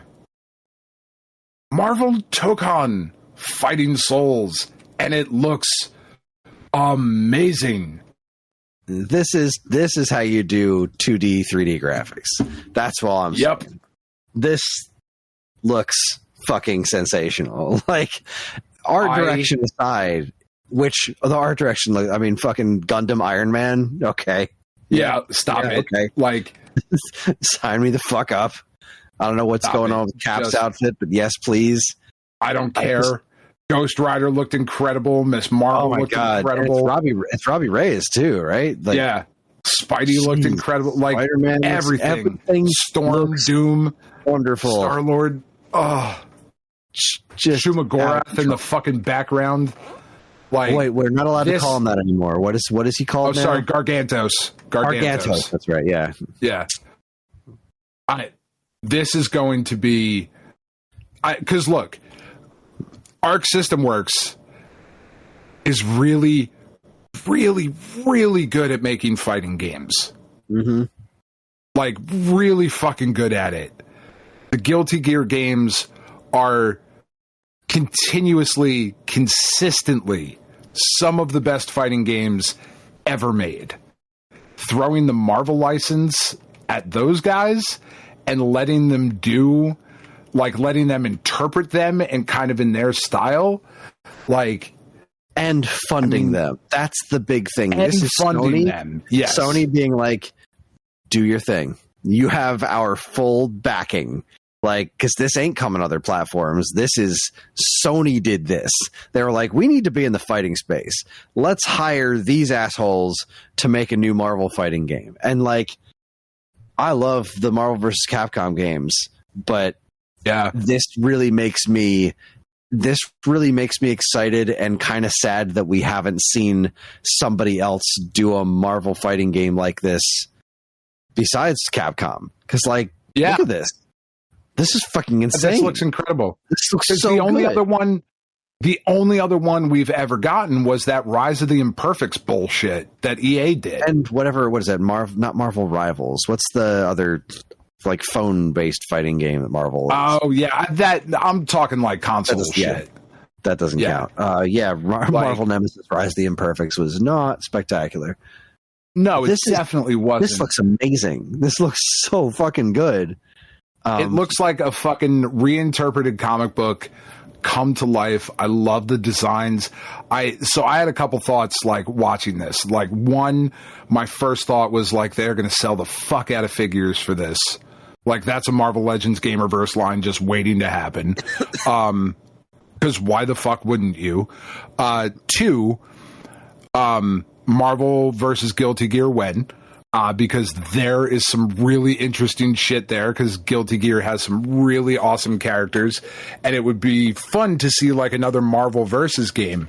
But then the last thought I had was like, what is DC Comics? I was even just fucking say, doing? What are they doing? Please tell me they are so that it's time for DC versus Capcom. Please tell me that that would be the way to go, right? Like, that's what I want now. Like, okay, this is fantastic. Please give me DC versus Capcom. But they won't, because they own NetherRealm. Warner Brothers owns DC and they own NetherRealm. That's why we get Injustice. Right, but like, how about we branch out a little bit, right? Like, we don't need to do it with NetherRealm. NetherRealm is busy making Mortal Kombat stuff. That's fine. We already did the DC Mortal Kombat thing, and some people liked it. I didn't particularly care for it. It's fine. I want to see Injustice is fine. I want to see this kind of fighting game with the DC universe. I want to see Capcom do this, put their full weight behind a proper DC fighting game. That's what I want. Awesome. But like, if you look at it, like, so Marvel's got this new fighting game. So we've got Fighting Souls. They've got Marvel Snap. They've got Marvel Rivals. They've got the other RPG stuff that they've got on mobile apps. Like, what's the fucking DC shit? Where is it? It's not. Like, it doesn't exist. Because Warner Brothers fucking sucks. That's the wildest fucking shit. That's the wildest fucking thing. Marvel trading cards are out through Topps. Where are the DC ones? Like, well, how you know what? DC doesn't have the same presence as Marvel in pop culture these days, and I'm hoping that's all going to start changing. This new Superman movie looks great, but because that's the weirdest thing about it. I would argue that globally, the most recognizable superhero is Superman. It's still, I don't know that it's true, but the Superman S shield, I would argue, I would guess, has to be the most recognizable comic book symbol around the world. I wouldn't disagree. Over the Batman symbol, over Spider-Man's spider, over Captain America's shield, like over Thor's hammer, like it. So. But I might even go so far as to say that the bat symbol is probably the second most recognizable. How are you this far behind everything else? It's just so fucking weird to me. It's so weird. I don't get it. I just don't understand. I don't either. And I never will. I mean, I never will. They've done so much damage with DC stuff. Like the entire Snyderverse was so damaging to their brand. I know there's the Snyder fans out there that are hardcore fans, and they will die claiming that we were robbed of the wondrous Justice League universe of Zack Snyder. But that shit did because so you've much never read damage. a fucking comic book, which is fine. And I usually hate when people do that shit. But oh my God, read a fucking book. Like, it's just not accurate. It's just they're different characters. He made the fucking oh God, what are they called in Marvel? Squadron Supreme. That's what he made. He made if you watch that movie as a Squadron Supreme movie, he made a pretty good fucking Squadron Supreme movie. But it's not. That's not what they are. Movies. No, he didn't make a good. No, you're not. You're not wrong. You're looking at the Wonder Woman 84 was a disaster. An actual so bad. disaster. The first one was good. The first one was fine. The first one was. I thought it was good. I would say at best fine. I enjoyed it. I've never had any desire to watch it again. Wonder Woman 84 was just straight garbage. Shazam was fine. 84 is why we don't ever see Pedro Pascal without a mustache. Go back and watch that movie. It looks fucking weird. Yeah, he looked weird right. in that movie. But everything in that movie was weird. I mean, the Aquaman movies were, again, like, this is what you're doing with Aquaman. This doesn't seem like a great plan. I know you liked it. I thought The Flash was fucking terrible. I liked it. Yeah. That whole universe. I like the nostalgia hit, though. The just Birds of Prey movie is really good. I really like that one. Birds of Prey or the Emancipation of Harley Quinn. I didn't see I like that movie. That's got Ethan Obi-Wan Kenobi as Black Mask. It's got Ewan McGregor. Thank you. Why did I say Ethan? Just thinking Ethan Hawke. That's not it at all. Mary Elizabeth Winstead is Huntress. Rosie Perez is in it. And I love Rosie Perez for whatever reason. I'm always like, every time Rosie Perez shows up, I'm like, oh, I fucking love her. Like, I get so excited. I actually legitimately think that's a pretty decent movie, though. But yeah, for the most part, just awful, just garbage. The Injustice games, like, why are we always making Superman dark? He's not fucking dark. He never has been. It's the whole point. Give us some hope. The world is dark enough. God, I like hope. It's just. Anyway, back to business. This game looks incredible. Marvel's so good. I'm so excited. Looks incredible. This was a fantastic state of play. This was. Yeah. If you're going to be so cheeky as to drop a state of play the day before the launch of Switch 2, you had best come loaded. And they did. Yeah, they did. They made a very good case for the PlayStation 5. Even really the games that I cared most about, Ninja Gaiden and Mortal Kombat, are also coming to Switch 2, so I don't care. Yeah.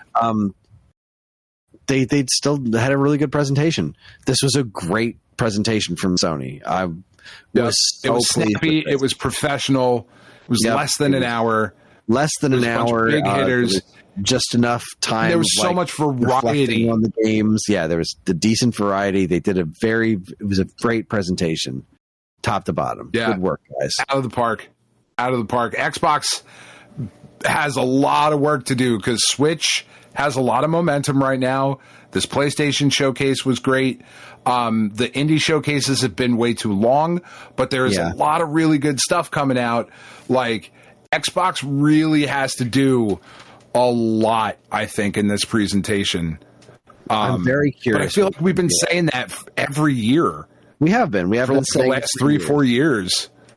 You know, I don't know what even their focus is these days. So I'm very curious what it's going to be. I'm really interested to see. Yeah. And I'm also curious when we're going to see a Nintendo Direct, because like there's been a lot of rumors floating around. We're going to get one in the next week or so, and they usually do one in June or July, right after the launch of Switch 2. I think is a really good time. We need to start building up hype for Donkey Kong, and showing us what else is coming. Get us that Metroid Prime release date and give us another couple of games that are coming out this year, like something else to look forward to that's not just a port of stuff that exists on other platforms. We need a little bit more. I do. And I hope they deliver, because I'm not that concerned about the Switch 2's health overall long term. I do think that putting all the focus on Mario Kart to start was a smart play. I do kind of wish there were a few other like weirdo little things, but there's also Deltarune's out there. There is stuff for Deltarune, Cyberpunk. Like there's stuff there. There definitely is. There is. I feel like they're in a really good position. They do have to start coming with some of the big hitters, though, because there are a lot of big hitters coming for play. Like we just said, you're getting XYZ all throughout the summer, and then you're getting Ghost of Yotai, and then there's just fucking banger after banger, as the kids say, and of course Nintendo's going to drop other stuff. Yeah, Christmas is going to be theirs this year. There's a Pokemon game coming around Christmas time with a new system. That's over. There's Metroid Prime, but all we know about Dragon Drive. That's not going to do anything. That game's not going anywhere. I have zero faith that game is going to catch on at all. I would be very surprised, honestly, if it even comes out. Oh no! I'm not even fucking around. No, you're out of your mind. Nintendo thinks this is great. Nintendo's just like, check this shit out. Oh, they're definitely maybe wrong. I might be wrong. Listen to the people who've played it. The people who've played it were like, no, this isn't great. And I don't think Nintendo cares. I think Nintendo thinks they've got a hit on their hands, and I think they're out of their minds. Well, yeah, but yeah, that's going to be one of their summer things. I think they're going to put too much weight behind that game, and I think they might be doing an apology tour before too long so they've got to hit some really big games. But we'll see. Anyway, it feels offensive. The game almost feels anyway. All right, so next week, Chris, here's what we have to cover next week: Day of the Devs, Devolver Direct, Wholesome Direct. Women-led games showcase. That's not a good title. I don't like that one. I'm very excited that is a focus. I feel like there needs to be a better way to say that. Latin American game showcase, Southeast Asian game showcase, Green game showcase. You missed one. Future game showcase. What did I miss? The Frosty Games Fest. Oh no, that happens after. Yeah, that happens. That's at 4 p.m. No, here in 7 p.m. actually. Is when that's happening. That's Saturday. I have it listed at 2 p.m. How dare you? Maybe. Green Game Showcase, Future Game Showcase, Frosty Games Fest, Xbox Showcase, PC Gaming Show, Black Voices in Gaming, Ubisoft Forward, EA Play, Square Enix Presents, Capcom Showcase, and the Future of Play Direct. Those last ones from Ubisoft on are still not scheduled yet. The Ubisoft one's not happening. A lot of stuff is coming. Okay, it's not happening. Yeah, they said that one's not happening. And you've also got IGN Live. Fucking Jesus Christ. There's 2 days of that, June 7th and 8th at 3 p.m. I don't know how much is going to get announced during IGN Live, but, I don't know. A couple of things. We know Homebrew is not happening. I know Ubisoft isn't happening. We haven't heard anything from Yacht Club yet. We haven't heard about Nintendo Direct. We haven't heard about LRG3. I don't think Marvelous Showcase is happening this year. I don't think Sunsoft is doing another showcase this year, but you never know. Sunsoft's fucking weird. They are weird. They just jump in and like, hey, here it is. Look at it. Yep. So who knows? But I don't think we're going to get too much more past this next week. I'm hoping we'll get a Nintendo Direct, but that has got to wrap things up for us because I'm exhausted, and we've been at this for a while. This was still 3.5 hours of show, so. God damn it! I know. Good grind. Next week is going to be big too. Yeah, I'm hoping because I feel like the Latin American showcase, the women led. I don't think those are going to be crazy long shows. They all seem to be about an hour apart. There's probably going to be a couple minutes in between. and they usually don't show like 450 trailers. So I think we're going to be okay next week. But we might need to dedicate the show to it again. Like it might be enough stuff that we need to talk about, because who knows what's going to go on the Xbox Game Showcase. There's also the Death Stranding 2 on the Beach game premiere, June 8th at 10 p.m. Yeah. Jesus Christ. The IOI Interactive Showcase. That was tonight, actually. Oh, and 9 p.m. Steam Next Fest is Monday, June 9th. Oh boy. Yep. Yeah, on the Steam homepage, they have Steam Summer Showcase of Summer Showcases. It's all fucking linked. Oh boy. Times. Well, all right, let's do it. We'll just be talking about game trailers for the rest of our lives. Good times. Apparently. All right, everybody. That is our show. Join us next time for difficult to say. It's either going to be a lot more of this or this and like the 10, 20, 30, 40 or something. Who knows? But this is that time of year where we focus on the not E3 summer, which is a good time. It is and a good probably time. some more Switch 2 impressions. We'll see. Yeah. That's everything. We're on most social media platforms. If you want to get in touch with us, we're very difficult to find. All it takes is a quick look at our show notes. You'll see links to our social media accounts as well as all manner of other fun stuff, like a link to our namesake, stoneagegamer.com, and more useful links than you can shake a joystick at. If you'd like to get early access to this show's episodes as well as a bevy of other shows on the Geekade Podcast Network, check out our Patreon, also linked to in the show notes. It helps keep this show running week after week, and all our patrons are loved and appreciated. This show's theme song, Squared Roots, was written by Banjo Guy Ali. You can learn... That's right. Loved and appreciated by mouth or by mail. You can learn all about this wonderful music and more by following the link to his YouTube channel, also in the show notes. And finally, as always, we'd like to thank our intrepid editor Evan for coming back and making the show listenable for all you folks, and for not melting in the extreme heat. We'd like to thank all you folks for listening in the first place. That is it. On behalf of Dan and myself, keep playing games.